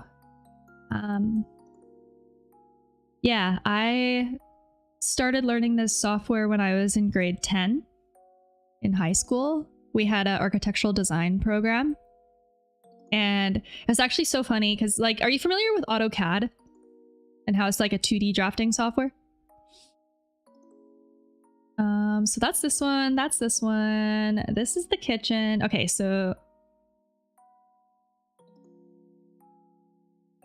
I don't know what to show in this room for them, but I'll put a living room setup here for reference as well, and then we'll move on. Roughly dabbled in CAD. Okay, so I went to, like, I took the architectural design program for 3 years of high school, from grade 10 into grade 12. I thought that this program was AutoCAD. So I was like, oh, AutoCAD is 3D modeling. That's sick. And I spent the whole 3 years like learning rudimentary 3D modeling through them. I did like some housing competitions that I didn't win or anything and stuff. But, and then I was like, I could totally do that. I'm going to go to school to be an architectural technologist because AutoCAD was fun. And then I went to school, and the first year and a half, they teach you real AutoCAD. And I thought I made the biggest mistake of my life because I hated it, because it's like, this is actually fun. Like, it's fun panning around in 3D. I like seeing what the doors look like and the windows and everything. And everything in AutoCAD is just flat. It's not smart. So like, if you change the size of a window in your plan view, now you have to open every single elevation and manually adjust it so that it lines up and matches. And then finally, the last semester of my 2-year program, they taught us Revit, because it wasn't as prominent back then. That was back in 2015, 2016. And then I was like, oh my God, thank God. My people. And so, yeah, then I dove headfirst into learning all of this stuff. But even from like a career perspective too, I would say it's incredibly in demand, at least in Western Canada, because beyond just 3D modeling, it gets into like building information management and like coordinating with consultants or like engineers and stuff. And there isn't a school program for that. I've only learned how to do it by being in the industry and learning as I go. But I'm convinced there will be a 2 to 4 year program for BIM management. But I'm also convinced BIM management as a career is like a 6-figure job, because it's like no one fucking knows how to do it. No one knows how to do it. I barely know how to do it. It's really complicated. I'm like a BIM coordinator is technically my title, so I'm the step down below a manager. I'm probably only like a year of hard self-teaching to get into BIM management stuff, because that's when you're setting up standards and templates and like a lot of back-end stuff that's not very exciting. But the problem with Autodesk Revit is that it's expensive. So you can get a 1-month trial. And if you want to try it, like, yeah, get the 1-month trial, because it's definitely like long enough to at least get your toes wet, get a feel for it, see if you like it.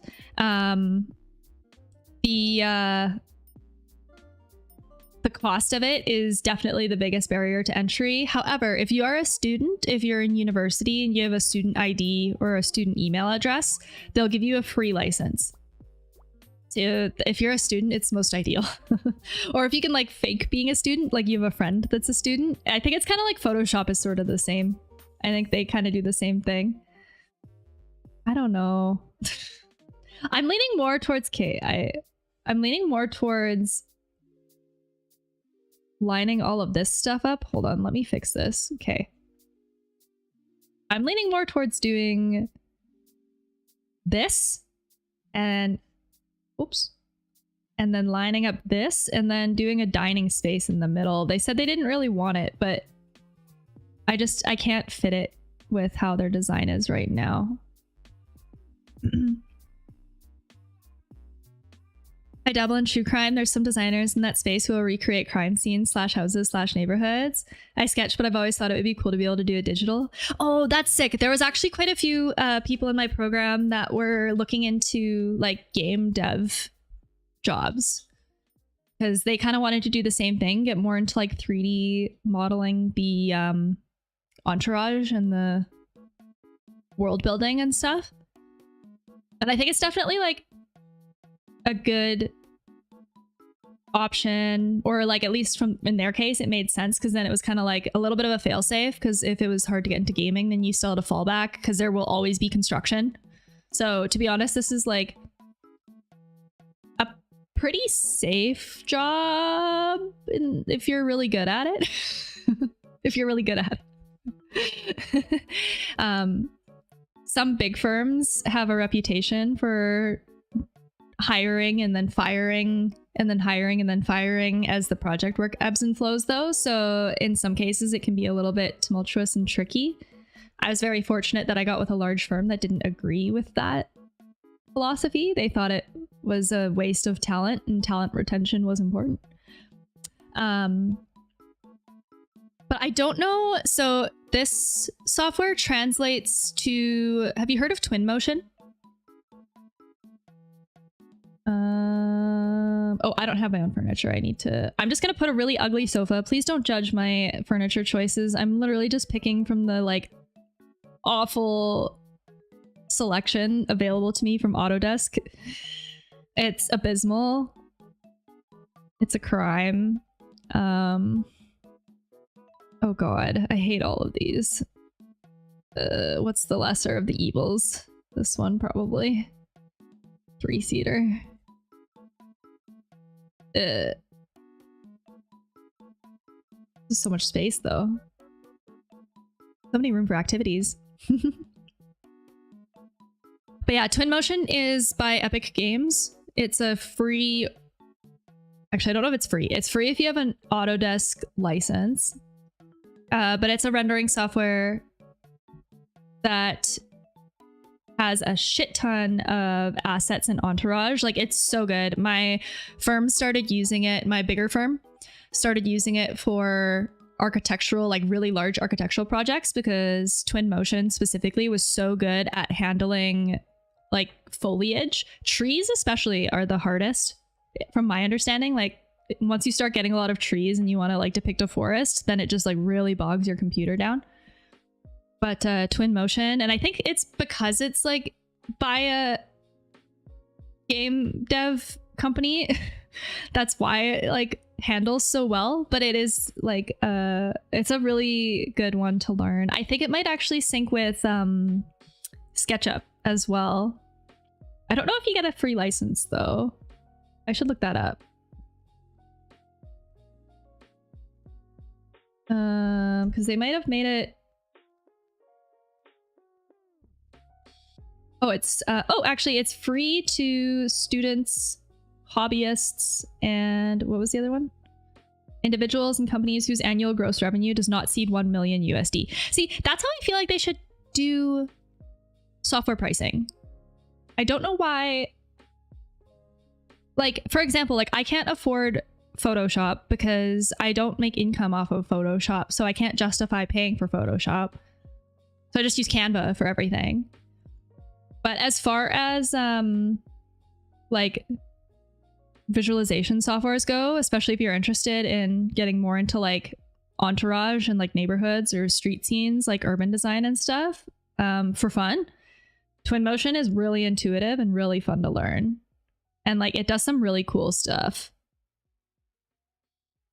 The only reason why I don't use it for live streaming, I was live streaming Twinmotion a little bit here and there, but it's so exterior heavy and a lot of their entourage or like assets that you can place into scenes, you can tell that they're for video games because it's like aged. Like it'll be like you want to place a fridge and it's like rusted old what's the word, apocalypse fridge is like in the options, and you're kind of like but I think it's because Unreal Engine and Twinmotion I think share libraries, so but this is like, yeah, it's really fun, it's really easy. I would say it's pretty approachable. It's a good good starter program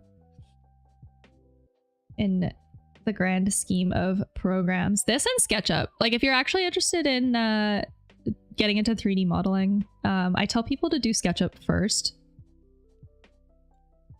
because I'm quite certain that one's still free. And But it's funny because I actually don't know how to use SketchUp, so I feel like the biggest hypocrite whenever I actually recommend it, because if you put me in front of a SketchUp project, I wouldn't know how to navigate it very well. So I've actually been thinking of doing a stream series where I teach myself SketchUp again. Because it was the default back in like before high school, like late junior high when I was designing floor plans for fun. I learned it actually, and I learned it in junior high a bit too, but or high school, sorry, a bit too, but I haven't touched it in years. Sideboard, placeholder for TV. We'll go here.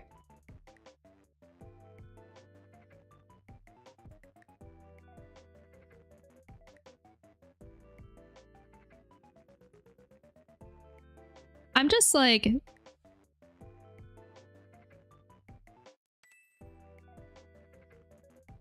I mean, it's not bad.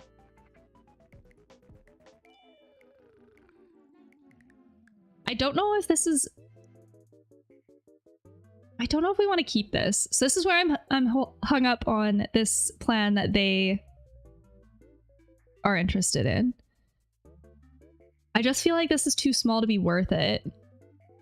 But if it's gone, then this space is so big. I also don't know if it's worth it.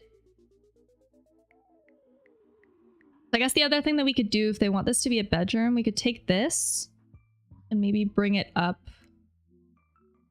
I don't know, a foot? Maybe? What was the size of the kitchen? Or of which?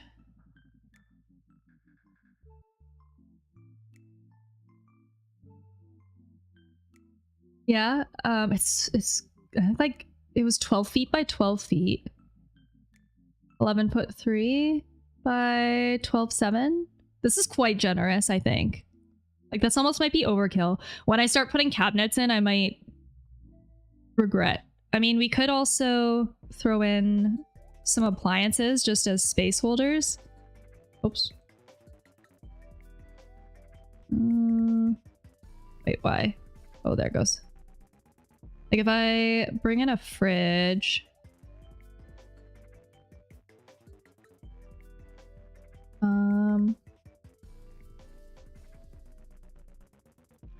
The one thing that's tricky about this kitchen configuration too is I actually don't know where I would want to put a fridge.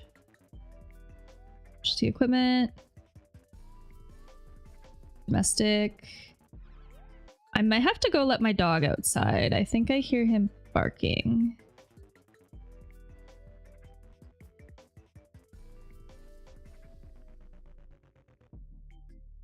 Don't love the island unless you get rid of the side cabinet walls and go horizontal. Wait, are you thinking of getting rid of this one and then just like...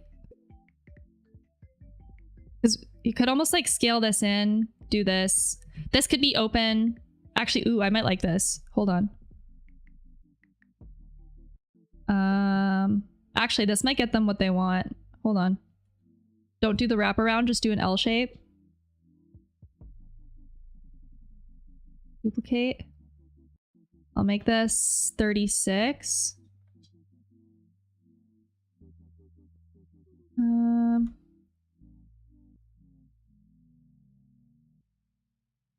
then let me just make sure we get the clearance that we need around here though. Because if this is, yeah, I don't know. If this is a, well, an eat-in table as well as an island.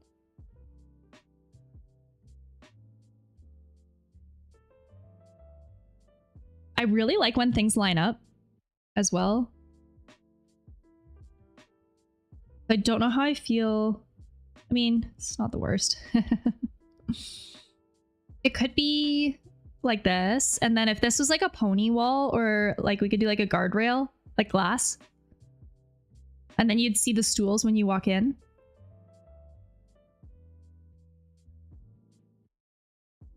I wonder if I have bar stools that we could do as a placeholder just to see how many of them we could fit. Again, like I said, I'm picking all of Autodesk's shitty default furniture. When we get to design development, we'll pick nicer looking ones, I promise. I'm literally just like, for the graphic representation only. Don't love the island unless you get rid of the set. Oh, every 2 feet? That's how many bar stools you do? Like 1 every 2 feet? Because yeah, you want the elbow room clearance.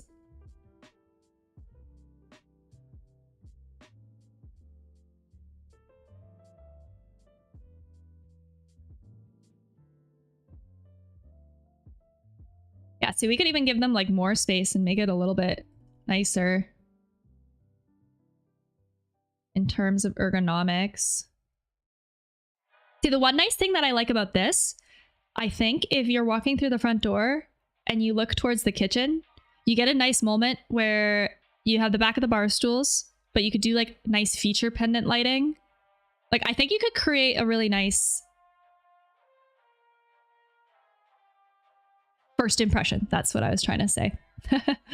I don't know. I'll talk to them because, again, we could still fit a table over here. But we could also... Oops. I'm trying to mirror. Hello? Poppy? Mirror? Like this? If we want to do like what they said they wanted with the eat-in table thing.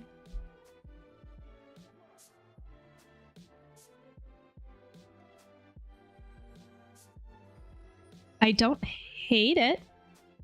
I don't hate it. This is just so open.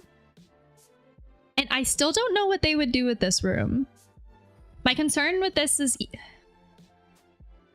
Oh, I remember what she said.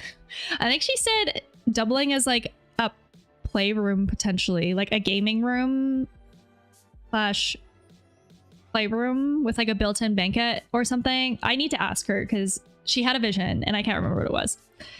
But it's got the nice front window, and this window is so massive. It's like, it's really beautiful. It's got a really beautiful view. I'm going a little back and forth on, is it a shame to put it at the front of the house with this window, or do we just mirror this, oops, and put it at the back of the house? Wait. I don't want to copy it. We're trying something. Wait, where's the center line? Here. Oh, stop it. We put it at the back of the house so that it's like you can appreciate the front living room a little bit more. The biggest qualm that I have with this is I don't know what you do with the double doors here.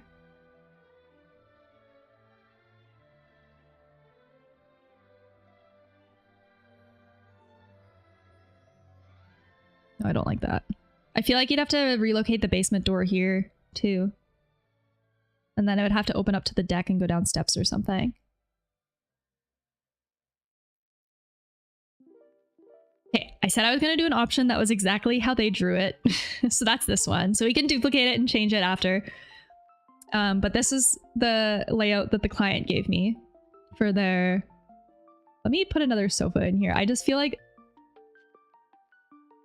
there's only one lonely chair. I'll do a smaller one. Seating. Furniture. Comfy seating. I just am so stuck on how ugly all of these things are. Okay. Look at- wait! Why is this chair so big? And then this sofa is so small?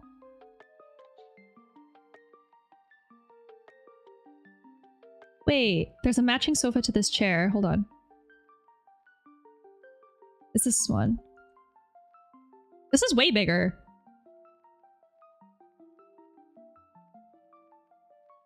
Okay.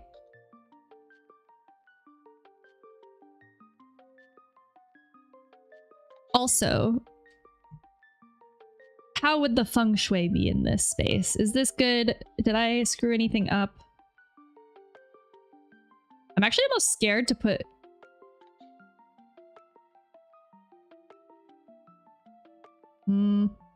Wait, it's... This is way larger than I thought. But it's in front of the double doors. We almost might need to like... Here, I'll make this 3 feet. We almost might need to find a sofa. Like a realistic sofa size. Perhaps.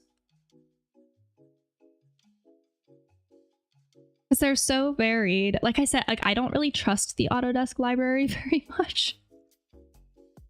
But I don't really know. I mean, I could check BIM object. We were just there. It's absolute trash for searching for things, but maybe they have a sofa I could steal. Some of the commercial suppliers do. The bed is technically bad feng shui. Oh, do you know feng shui? You could speak to it. I always wonder, like, I know a few things. I know, I'm pretty sure it's bad in terms of architectural design to have 2 doors opposite of one another. So like if we put the back door here, that would technically be bad feng shui. That's what prompted this whole thing in my head. I think, yeah, for the bed to be good feng shui, it would have to be centered on this wall. I did give it more space, so maybe there is a bit more circulation. We could move it over.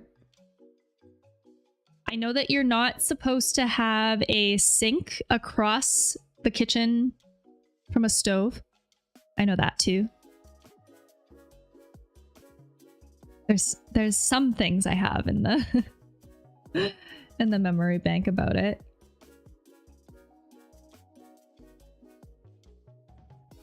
I cannot speak on feng shui, I just know random things. There's a YouTuber that does feng shui. I wish I remember what his YouTube handle was. But it'd be kind of cool to just like send it to someone who's really good at assessing floor plans and be like, tear this apart. Maybe it could go to the floor plan subreddit, but I'm so scared of the floor planner subreddit. They are so mean there. It's a scary place. They have a sectional, so I'm specifically interested in sectionals. I should get rid of my filters though. I need furniture. Furniture.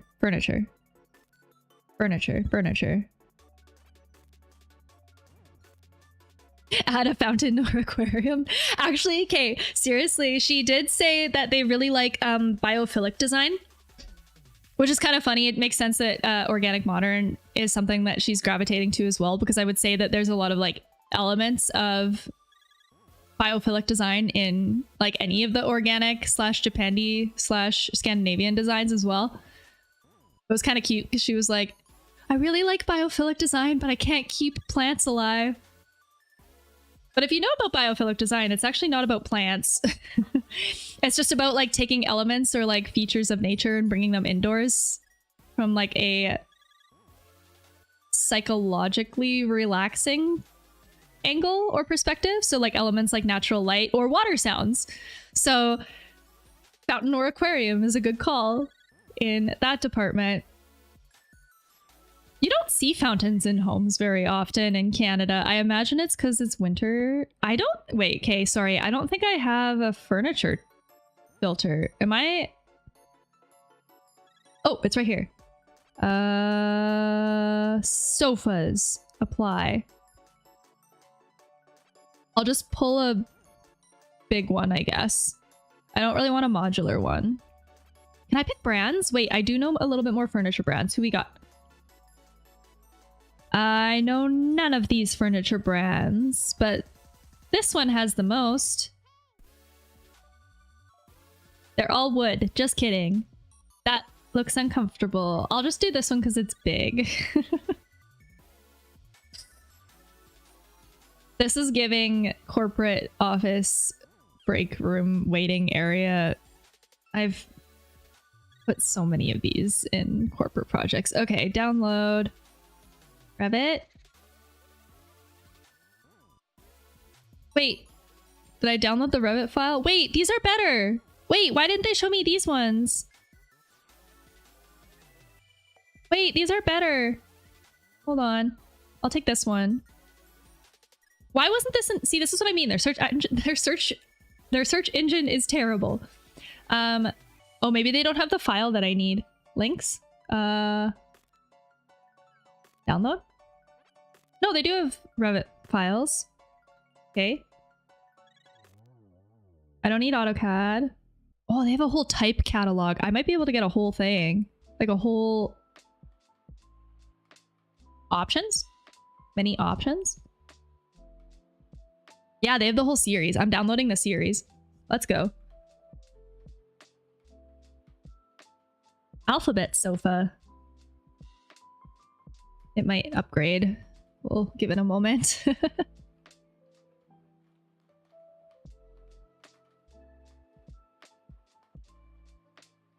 But yeah, now I have to wonder, is there anywhere in the world where it's common to do fountains indoors?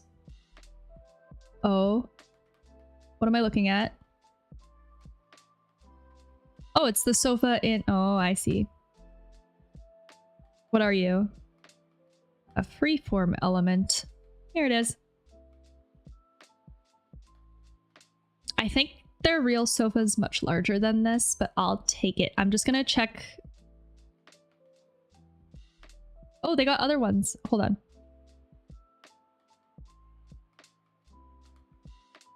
Wait. Oh no, this is all material visibility? Wait, I thought I downloaded a series and it's just this one. Well, that sucks.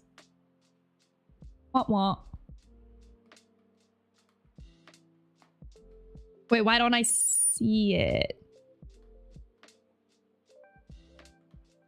It's here, but it's not visible.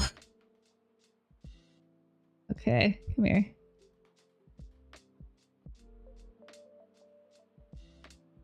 90. There we go. How's our clearances now? We good? Yeah?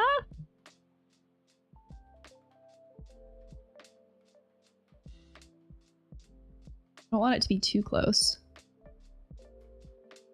Like 6 feet isn't that much. I'm gonna go a little bit back more like this. I just don't know why I don't see it in 3D. Let me figure that out. Or in 2D, sorry. I see it in 3D. It's working here too. What's it? Oh, it's not. Oh. It's a generic model. It's not a furniture. Oh my god, I'm sorry. I did not put Revit back on. I'm doing all these things and I didn't switch the screen. They put it in the wrong category. They modeled this furniture as a generic model and not a piece of furniture. And my filters filtered it out. So let me fix that.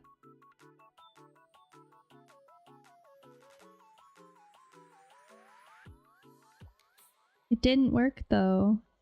Why can't I see it?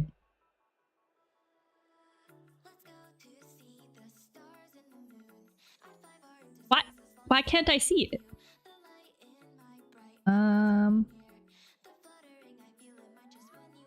I need to switch the detail level, maybe?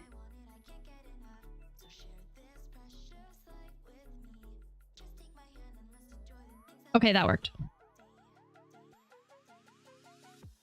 Okay. Coffee table? Coffee table? They should have one, surely.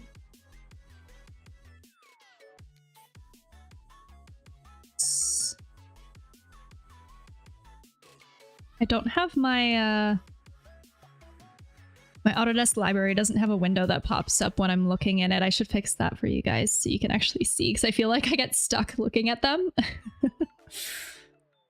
But then there's no context. Okay, I guess this works for this main floor. It's not bad. And then I think what they would do here is they would do like a bench along here and then do like wall hooks instead of a closet.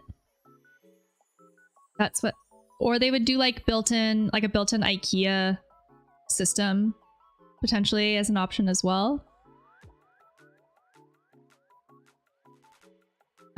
But yeah, that works for this one. So now we can finagle the basement, which is here. So the one thing worth noting in regards to this is the furnace is here, the hot water heater's in the corner, and then the panel's way over here. So their mech room is so massive. It's I could just show you the existing. It's here. Wait. Here. It's so big. They have a whole gym in this mech room, actually, with like a squat rack, treadmill, because it just fits so much stuff. From again, like, I don't know, I think it was renovated in the past or something, but it just seems crazy to me that you wouldn't put these systems a little bit tighter together so that you could get more living space. So that's kind of the thing I'm going back and forth. The hot water heater could go anywhere, right? That's probably the easiest one to move. The furnace might be harder to move. The panel, I'm less worried about, the electrical panel. It's just mounted on the wall here. But this is the one I think if we could bring this tighter over here, then we can make a little mech room over here. The one thing, ooh, let me change my view range because I'll show you this as well. They have hella windows in this basement and it would be nice to try and line those up with bedrooms for sure. View range. Monday, Esta, view range. Oh, here.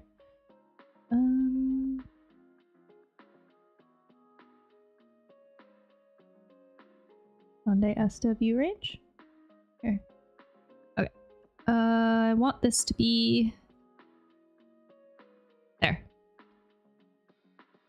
Okay, so now we see where all the windows are. And we see, I hate this alignment.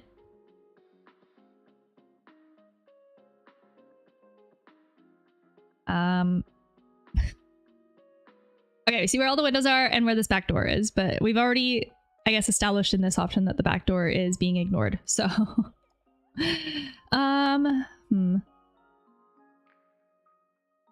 Okay, copy. We'll get it demoed in phase 1. Main model. Oh. Paste. Did I move the whole floor with this? Here we go. I don't know how much clearance they need far apart, but I'm putting them closer together. Because then it would be kind of nice to, like, look at all these windows along the back. Actually, granted, these two are under a deck. So this one would be the one that would be usable.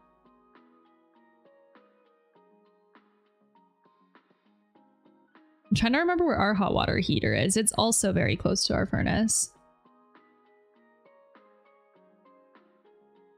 And I'm trying to think if you need a floor drain there or not. But okay. So I copied, actually let's copy the main level plumbing wall down. Here. Oh, see, this is why I don't like this alignment. This is a window. But we do have 2 windows right here, so maybe we could just say fill this window in. And then use this one. What is the measurements of this?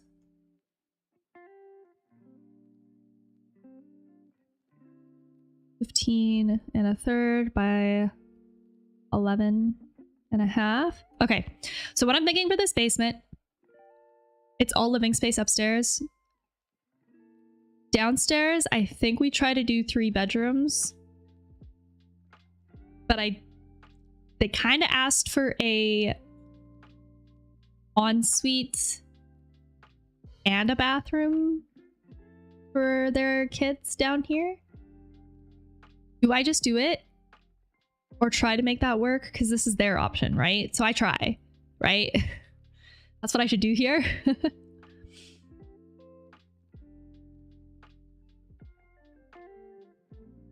Yeah, I should probably try.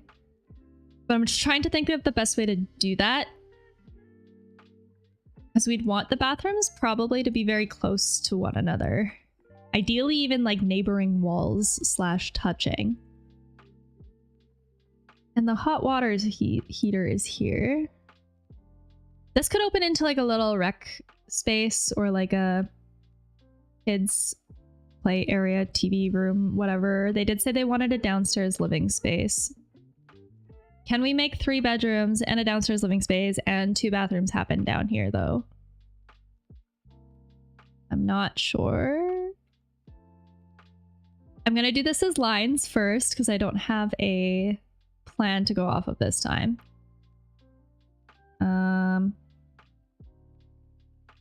So I think, yeah, something for a bedroom here. Then we get this window.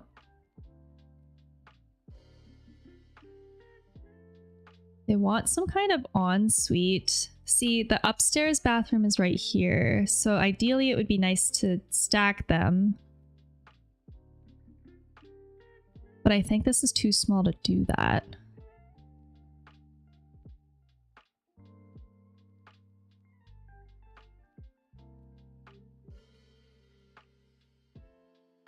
I'm trying not to concern myself over construction specifics yet, because we just need to know if they even like some of these ideas first. So maybe we do...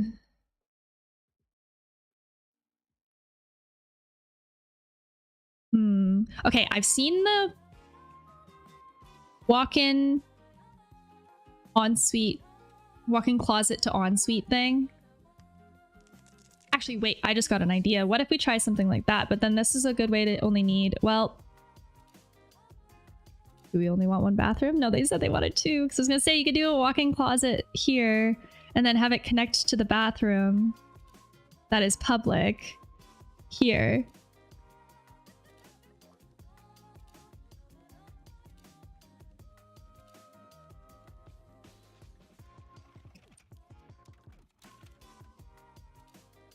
And then I'm aiming for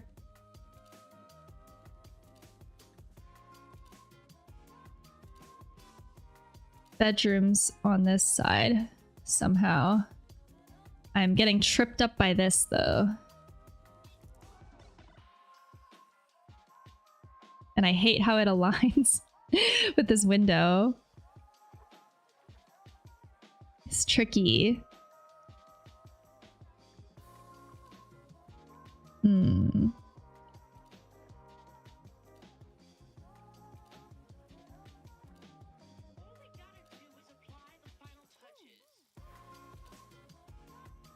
Yeah, we'll need some kind of like mech room situation.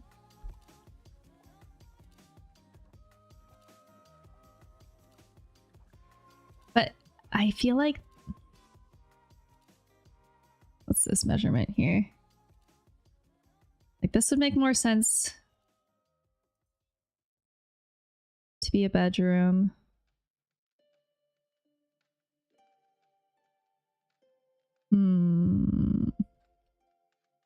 This throws a wrench in it.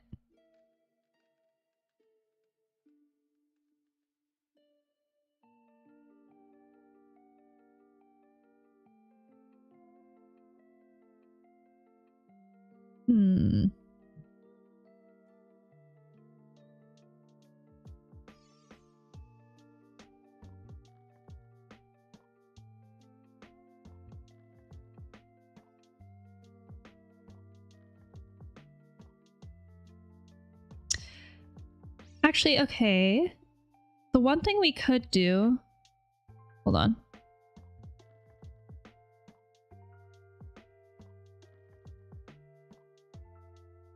Maybe the wall goes here and this opens down this way. Okay, let me delete my lines. And usually I do this as like a sketch on a sketch pad. But this could open, like this wall could not be here, and then this could open on this side, and then we do a wall on this side. Here. Like that?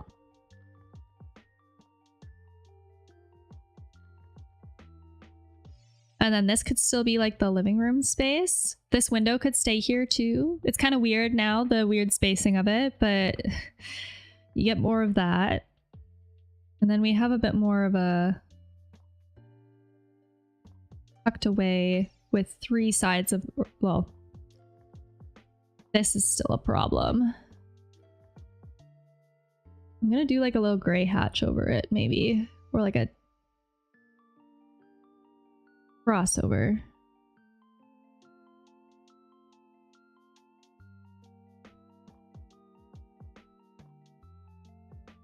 My biggest thing is like I kind of want to get a bedroom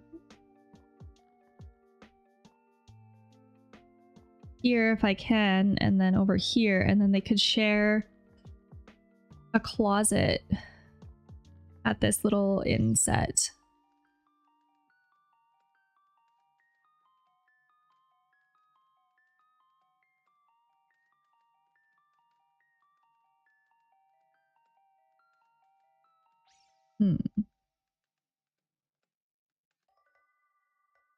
Is it better opening up towards the front of the house or towards the back?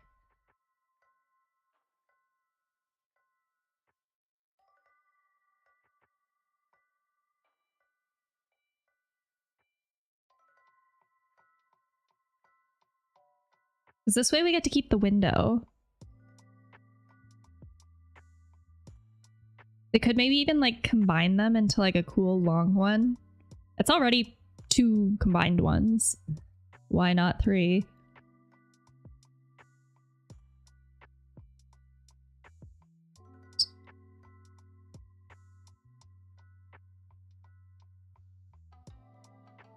Wait.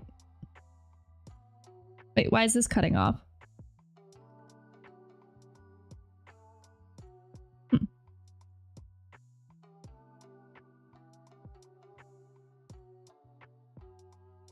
Okay. This is what is driving me crazy.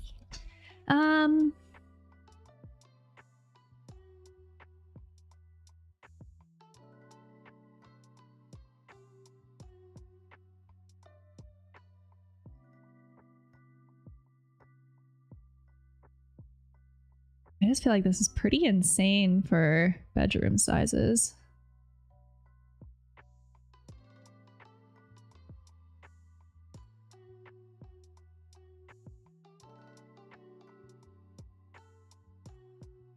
Plus we need to get bathrooms in here somewhere.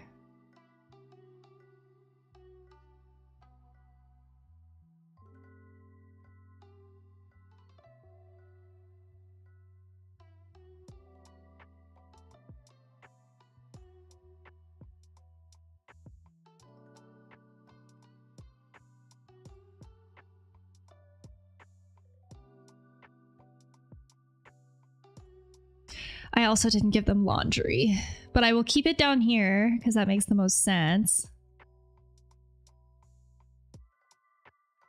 There isn't really a good way to put this together though.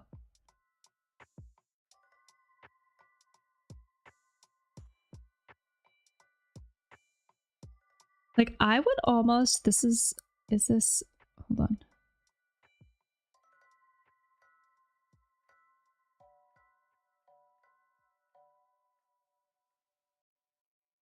Like, I'm actually kind of considering mirroring and putting the kitchen on this side.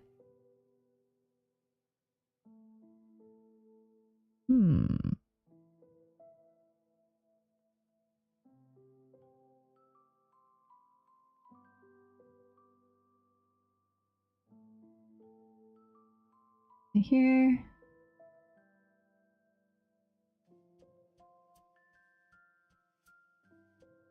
This is a good candidate for a bathroom.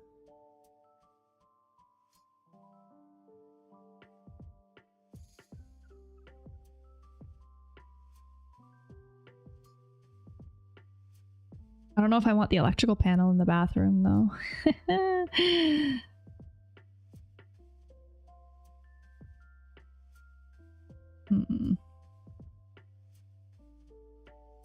It almost, I think it sort of was easier the other way for some reason. I think.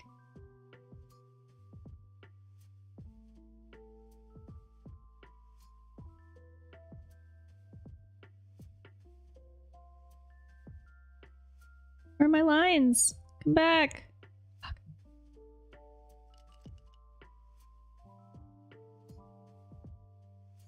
I lost him. Come back.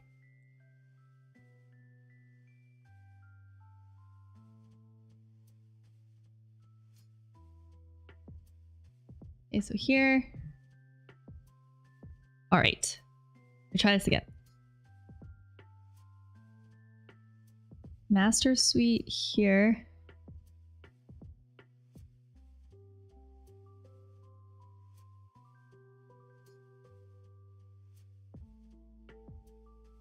Walk-in closet situation to bathroom.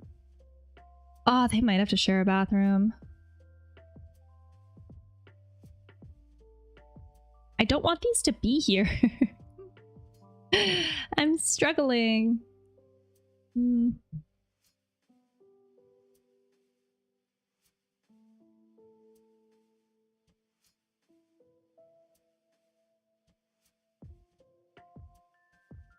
Because this window actually looks outside. This one looks to under the deck, so I can't move the furnace.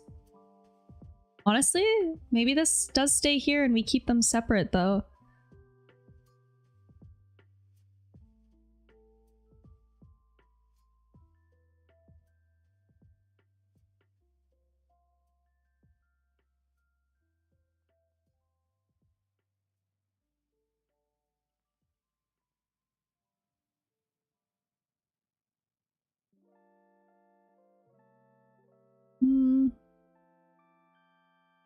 What's a reasonable size?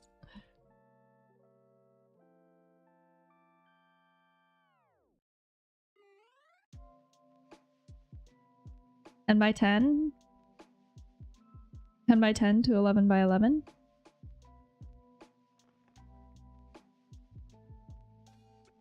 Okay, 100 square feet. Okay. So this is a 10 by 10 square. I can do this.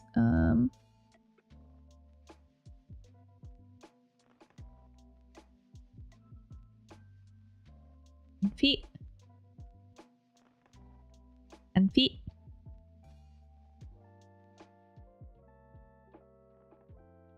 Like that? A little messy, but I'm just trying to figure out. Obviously could fit here.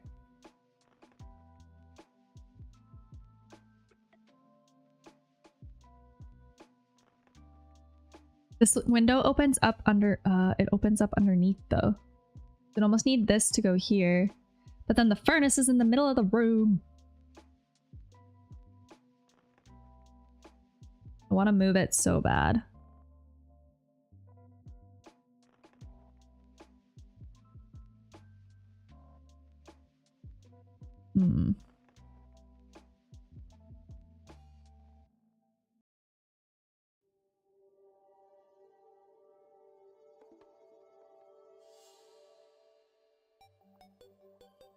So tricky. It's like basically first instinct. If I could pick like a dream layout scenario, and maybe we could move the furnace like a little bit more centered. I'd almost rather have it like kind of in the middle, because this is the center point here. And maybe I can do that actually. Have this here. I think we could do that. Hold on.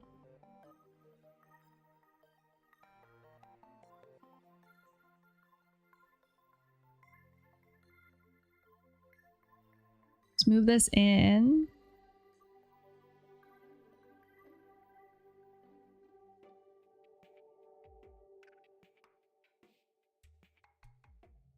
9 feet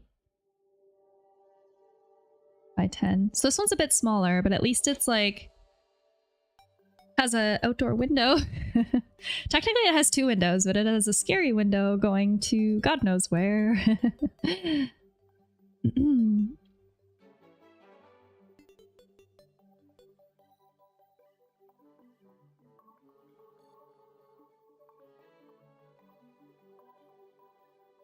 Now, the other thing I'm trying to think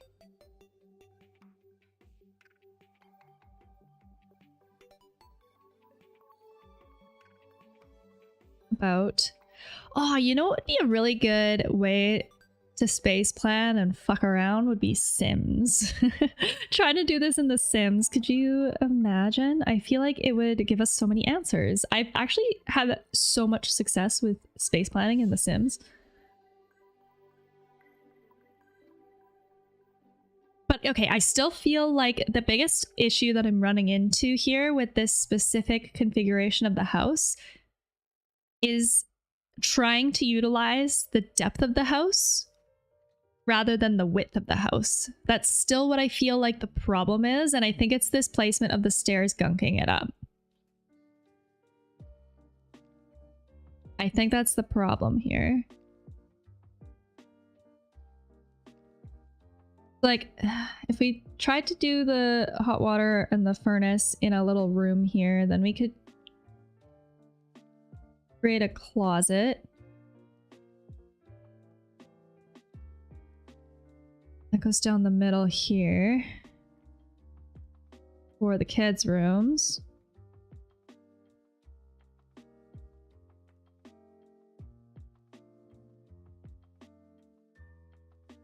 For the master suite here, I would almost do a bed this way. That potentially. Two-Stone, hello, welcome to the stream. How's your evening going? This could work. Then we could do like furniture down here. This is a really long room though.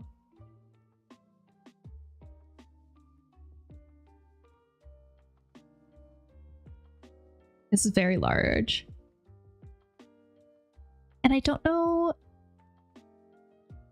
Like, the one thing that's kind of unfortunate about doing the bedrooms in the basement like this is that these walls on the side just open up. Their view is the neighbors on either side. So instead of like having a bedroom view that like opens to the front street and you can like see trees and stuff, you'd look out your window and I think you just see siding. I think. So I might point that out when I review this with them.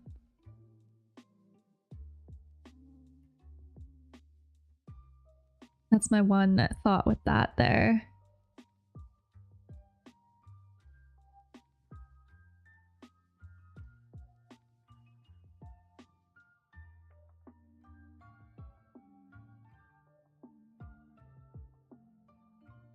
Then maybe a laundry room here. It's just, this is so much dead space. It's so much dead space. So I don't know. It's so wide open.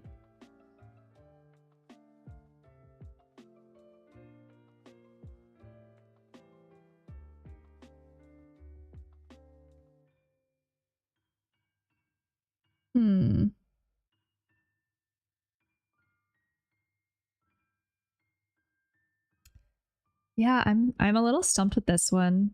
Like, I'll place walls, I'll present something to them, but for those that are just tuning into the stream, welcome. I am helping a friend with a potential house reno. They just want to see what floor plan options they could do that would look good. And I'm basing, they gave me their design for the first floor. So I started off with the design that they gave me. That's what we are, and I'm trying to configure it in a way that is still what they gave me, but like maybe a little bit more proportionate, a little bit more reasonable. But they opted to relocate the stairs, which is a big change. It's a really big change. If I go to the existing level 1, the stairs are at the back here. And I think it's relocating these stairs to this side that's causing the cascade of issues that I'm running into now. I think the stair needs to... I think it needs to, instead of running the width of the house, I think it needs to run the length of the house. But I still want to like put something together to show them as an option, regardless. That's still... Like, I don't want to just give up. But I don't like... With like the systems, the furnace and the water heater have to stay in this area. There's an electrical panel on this wall here. These 2 windows at the back open up to the underside of a deck, so they don't have a view. So I want to try and put bedrooms where they can actually see daylight. I'm struggling a little bit. And then additionally, they wanted a downstairs like rec space to hang out in. So I'll put walls down, I guess, and I guess just like finagle it. But I don't know, it's a really tricky plan with the stairs to navigate.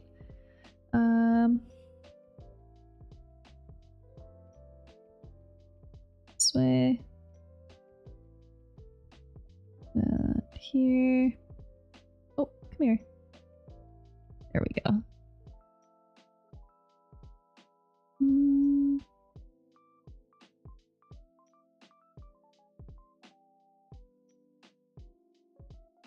Yeah, I'm thinking I could do a walk-in closet for them here.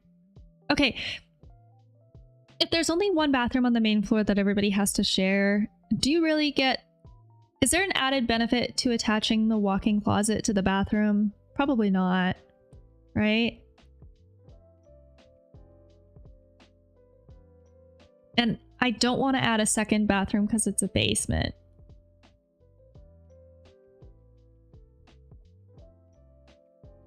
But they did ask for 2 down here.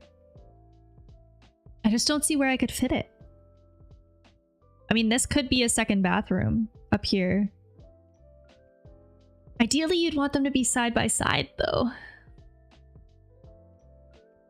Okay, what we could do, I guess to get 2 baths, we could do... This could be a bath, and this could be a bath.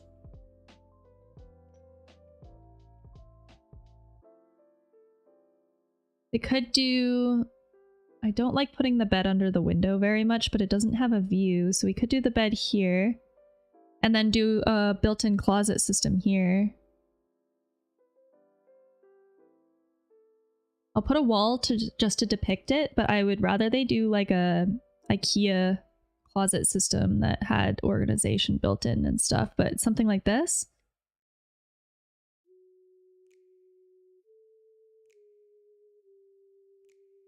Oops. Just want to delete all these lines that I drew.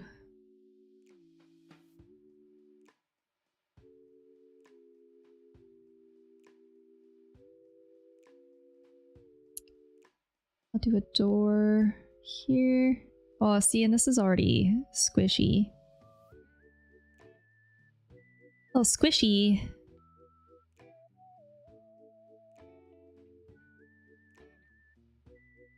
Like that?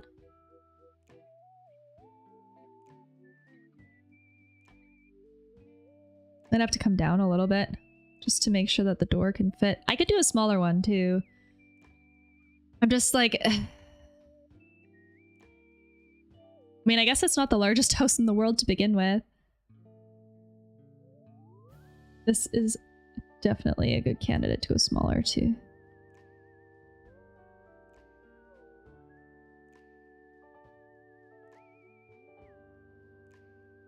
We'd probably want the systems to share the same wall, so this would go here. This would be a thicker wall.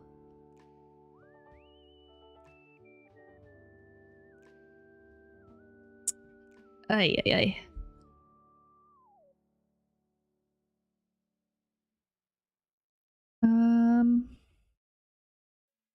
Here to here.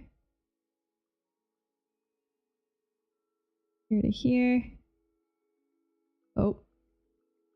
Here to here. That's fine.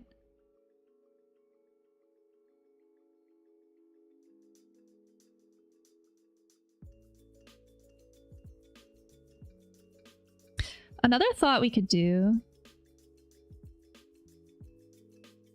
Well, no, it'd be nice if this opened up. Like if you look at it in 3D, being able to see a rec space when you first come down the stairs.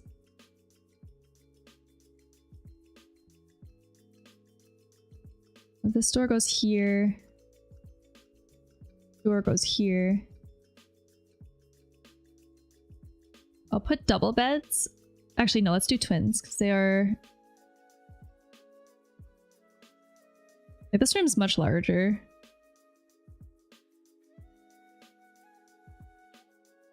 But I guess feng shui says put the bed the other way.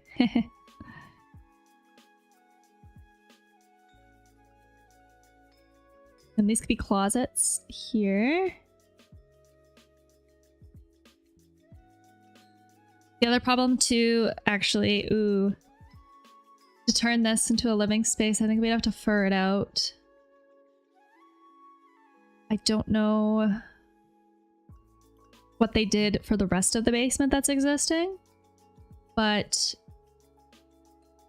I'll just show one of these 120 ones against the wall for now. So that would have to be here, here, and here. That shrinks this room down a bit more. That turns a 9-foot room into a 8-foot something. Which kind of sucks. It is a little unfair.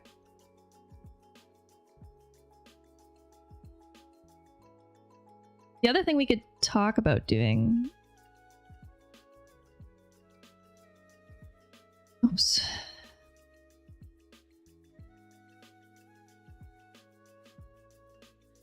Bring it forward.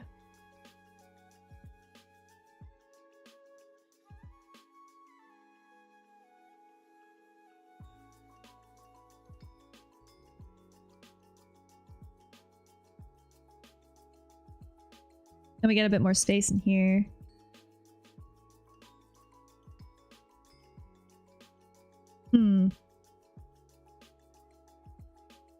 Rec space. Like I'm wondering almost maybe of doing something like this.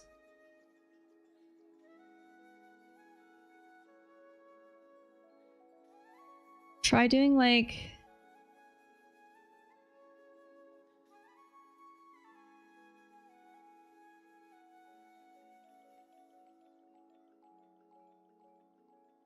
I'm trying to get her a laundry room.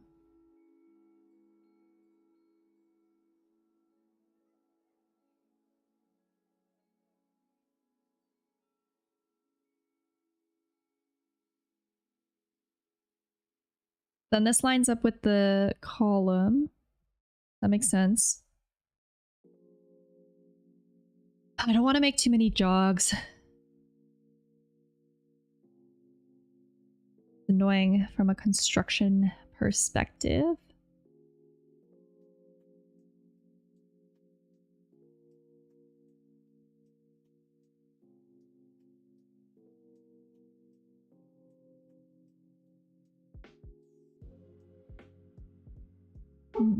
I wonder if I place a washer or dryer.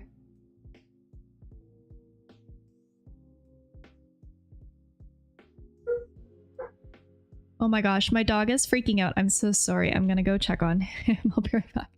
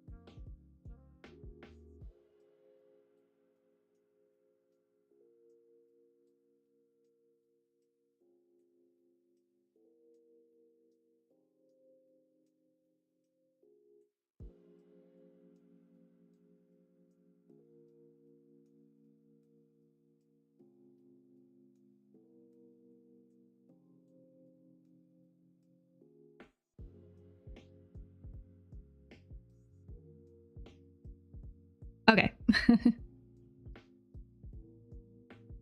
Sorry, he wanted in the room with me and then immediately turned around and wanted to leave. And I was like, okay, fine.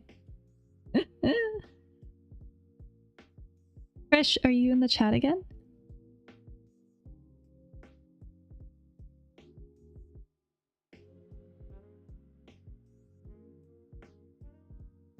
I'm just waiting. Krish just got home, so he's a home inspector. I want him to weigh in on some of this stuff.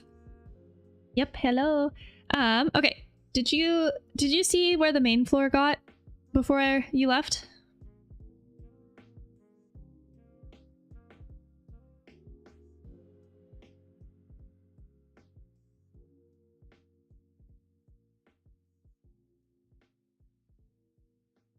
Yeah, pretty much. Okay, so you saw kind of the kitchen, L-shaped kitchen here. Eden Island here. In 3D, it's kind of nice. You can see there's like a kind of a open stair kind of deal. Plus the living room. And then this room. Office. Built-in storage.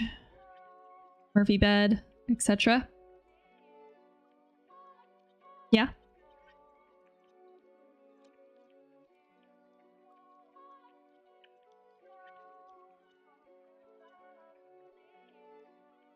Do you copy? Yeah, okay. So I'll show you the basement now, because basically I'm trying to do 2 bathrooms, 3 bedrooms, and a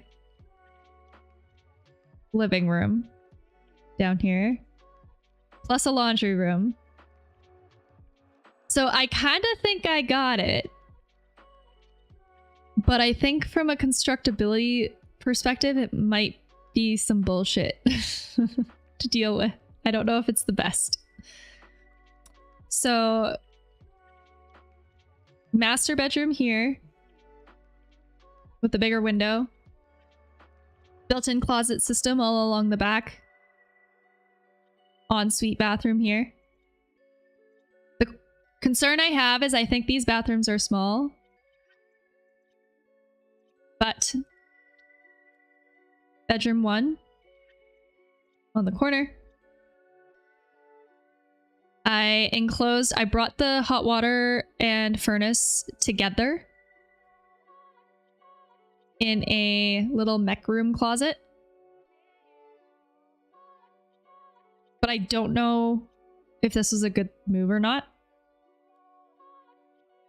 And then I used the like space here to do closet for the bedrooms. But I'll need to adjust because closets need to be 2 feet deep.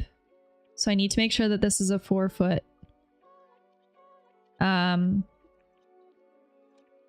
4-foot opening here. Let me just delete the lines that I sketched over this so that they don't interfere, because they have been. But I want to keep this window here and this one are the only 2 that look outside. Plus on this side, these back ones all look under the deck. So these two here are pretty much useless. So I think they would just be better off filling them in.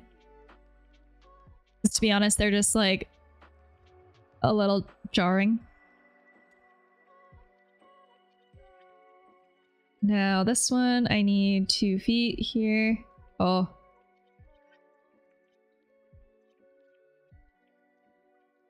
We might lose some bedroom. There. It's not terrible though. Like that. And then I was thinking for here, laundry. Access to hot water tank looks tough. I think they would need access doors in the bedroom. Like I think like they honestly might even need like 2. So annoying, but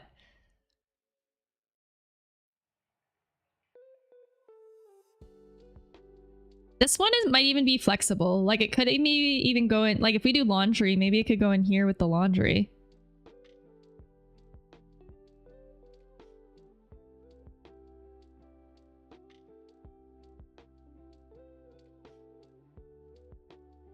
Electrical panels on this back wall here, so that's out in the open.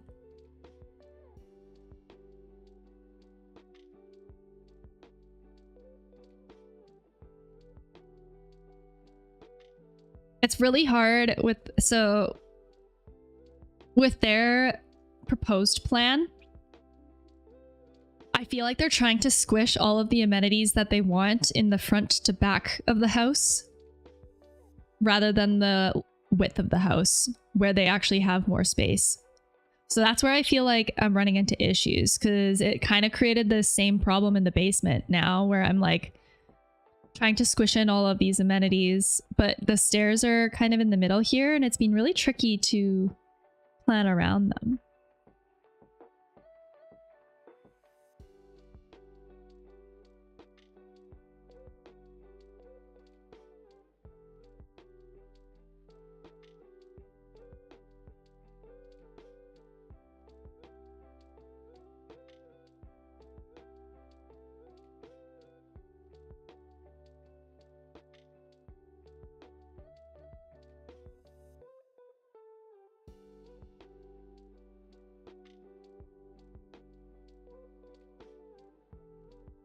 Any other thoughts?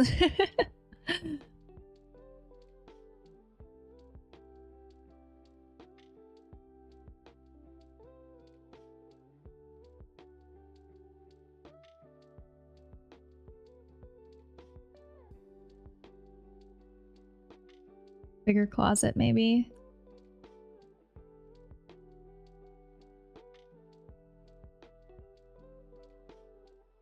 Yeah, I don't know. The layout looks pretty good. Small bathrooms, like you said, though. Yeah. That's what I'm hung up on. And I don't want to create too many jogs.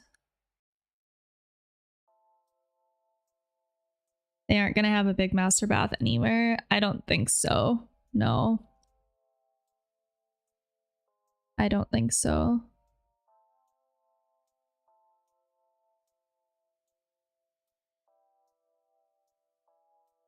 Which is fine.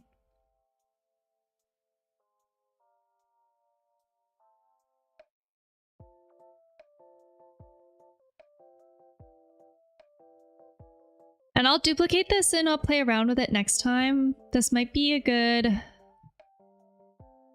pause for today, and then I can look at it with fresh eyes.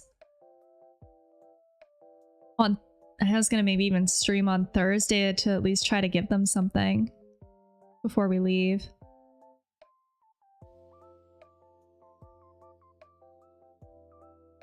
Or maybe this is my Friday stream now, I don't know.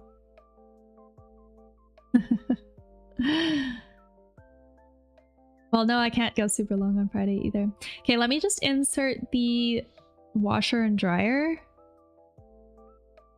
And then they have a stacked one, and I think they'll keep it. So I think I can put the same...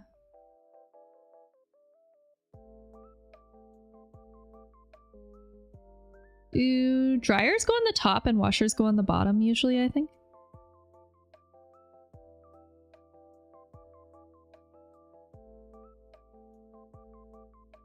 almost liked it better when it was blocked in. Okay, and then is the door to the laundry room better over here?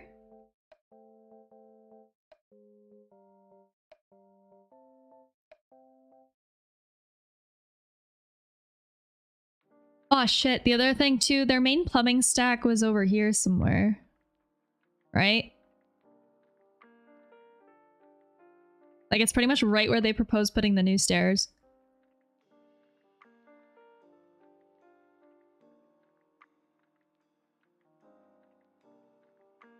Right?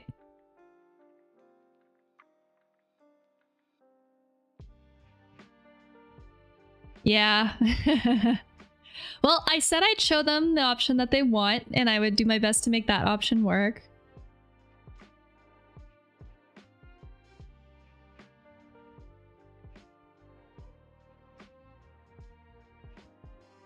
But, yeah, I think there's too many coordination issues with this. Also, Brayden, when you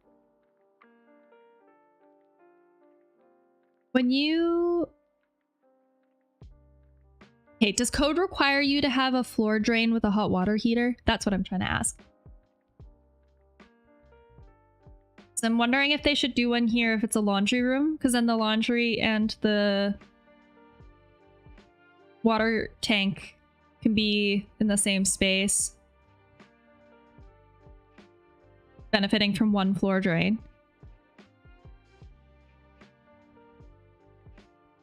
I don't think so, but they definitely should have one. Did you see where it was in their basement? If they even had one at all? I actually don't know if they did. I didn't see it. I didn't see it. They don't have one? Isn't that an issue if your house floods? House is from the 50s, man, I tell you. Hold on. I just want to know. I mean, I'm kind of just arbitrarily throwing this somewhere. 2'3". I mean, it's a little tight here with this, but then if we did like a...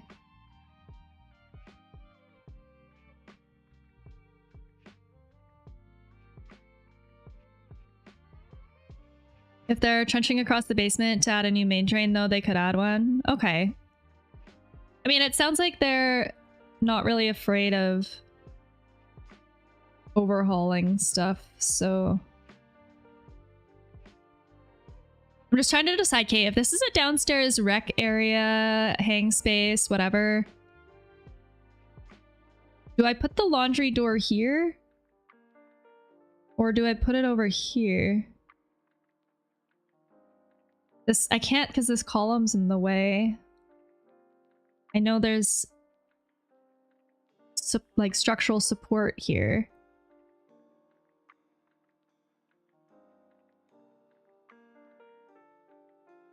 Where it was originally over here.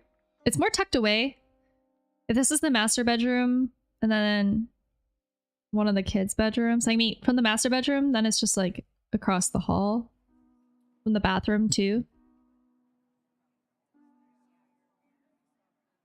I guess for now, maybe I'll just depict a countertop for them.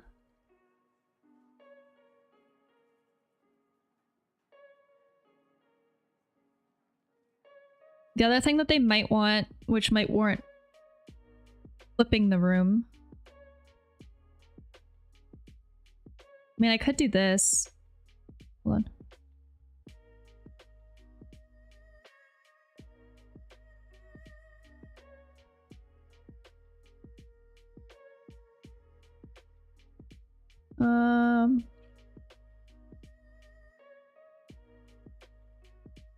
Which direction are the floor joists? This is the central beam that supports the house. It goes left to right, and then the floor joists are up and down.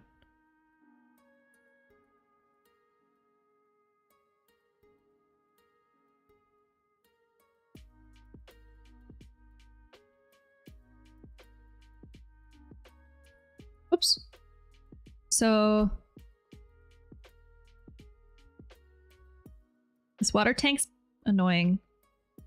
You go on. I mean, if we have flexibility with it. I'm thinking of like doing this.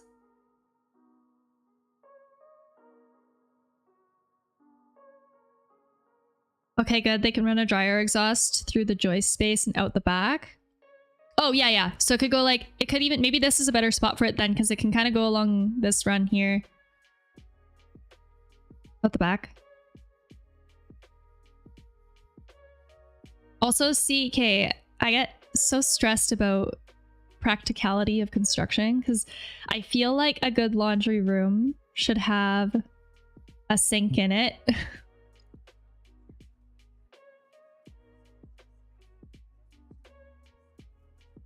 This one's massive, but I don't even think it really needs to be in the middle per se. But if all the plumbing is down here, I mean, sinks aren't as bad as toilets, so it's the gray water, man.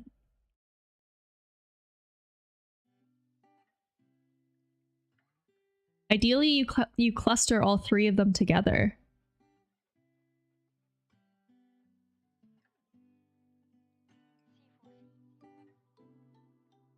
It'd almost be better to like...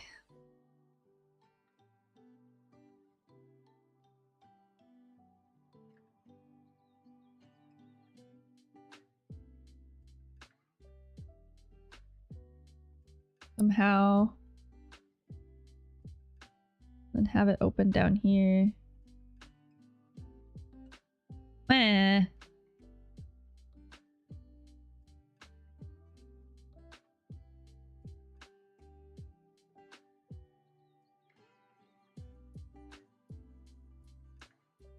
But they don't get their bathroom, like the second one, if I do it this way.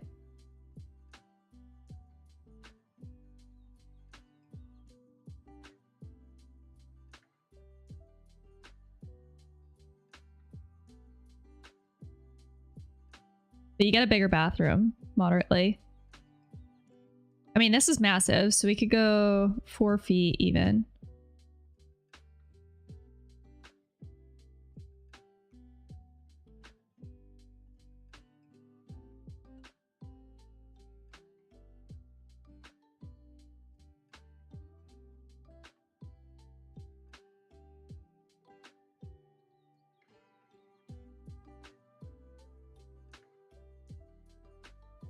I don't even know where feng shui would say to put this bed though.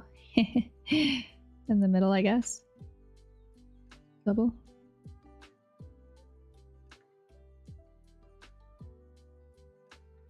This is an option. But I think the other way was better, hey?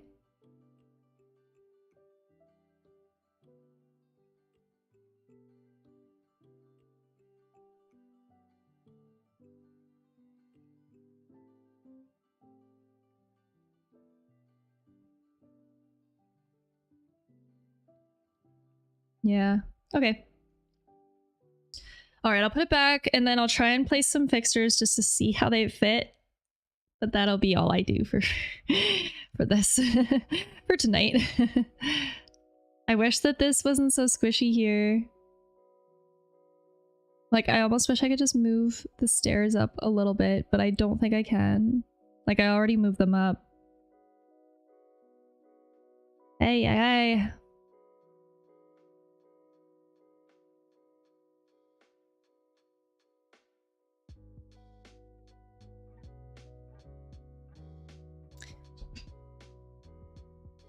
Okay, we'll try to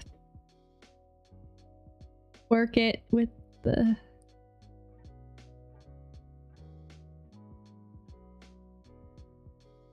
Like, this is a 36 by 36 shower.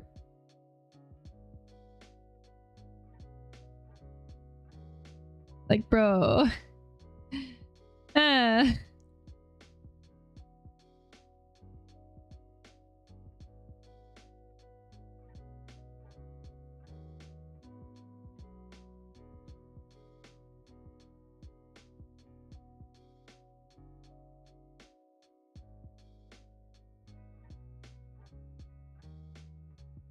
Ugh.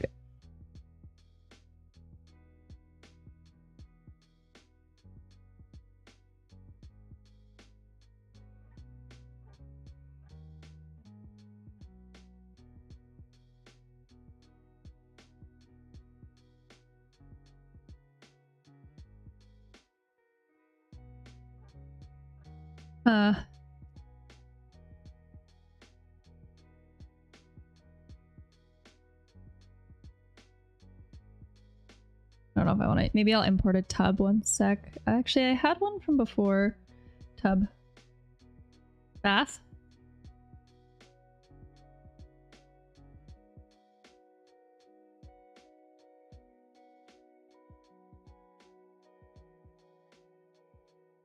Oh, it's so tiny. There's like no space for a vanity.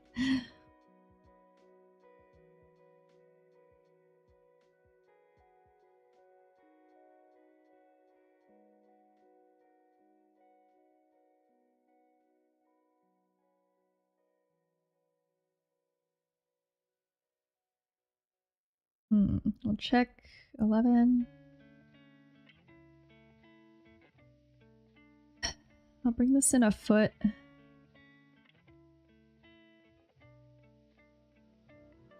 So it's about 100 square feet. And this can go down.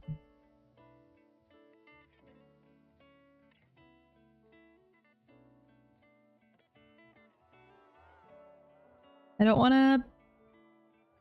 Well, okay, the back wall's furred out a lot, so we could maybe put the toilet on the back wall here.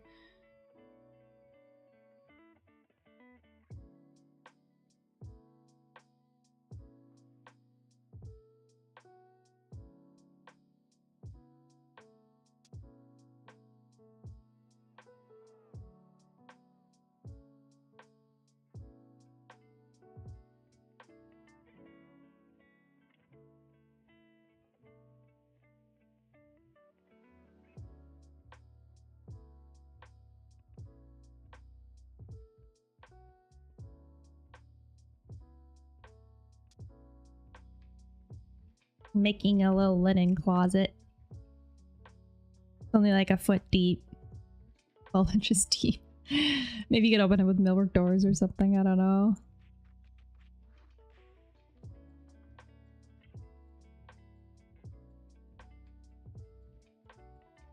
And then counter.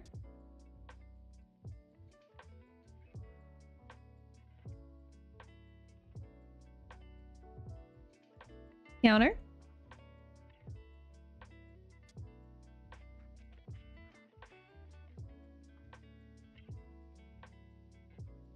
Small vanity.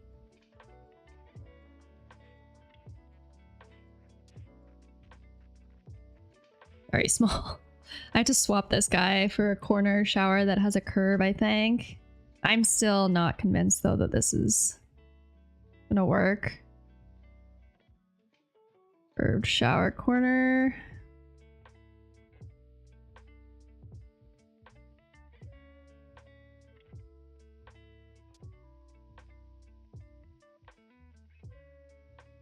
"18-inch feet.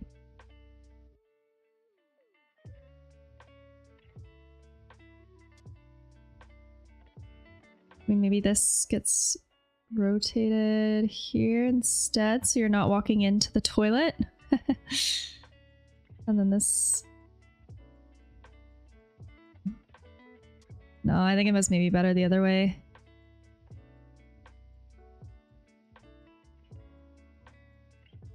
I mean, you could also do... No, then you're still walking. I mean, this is their fucking ensuite. They better be comfortable with each other if they're... There we go. Maybe?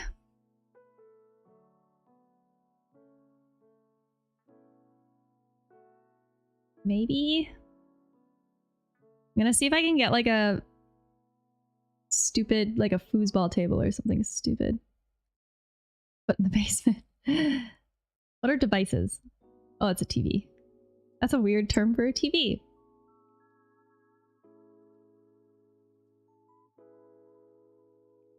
Do they have anything recreational like that? It'd be funny if they did. They got a drafting table. Got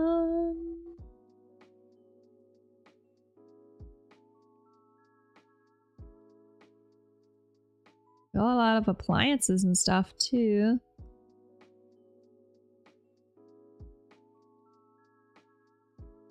These wine. Love to see it. I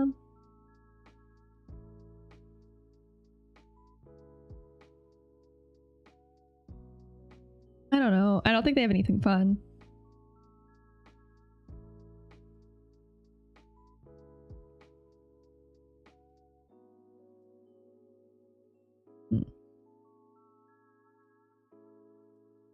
Game. No. Okay. I got nothing. So I'll just put a sofa down here too. Sofa. Another sectional, or maybe I'll do a different sofa. Oh, see, this is a hard room to configure too, because like you'd almost maybe go this way and then have a TV on this wall and then not have it open up.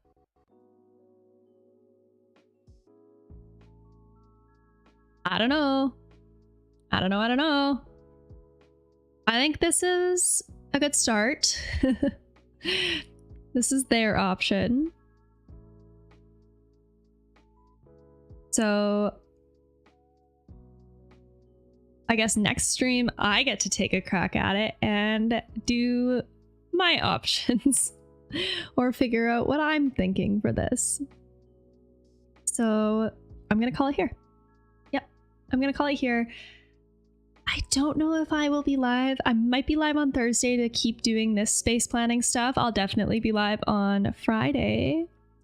Keep up on my community tab on YouTube if you're curious. I post my streams there, as well as on my Instagram story, but the Thursday's still up in the air, so it would be scheduled on YouTube if I'm gonna do it that day.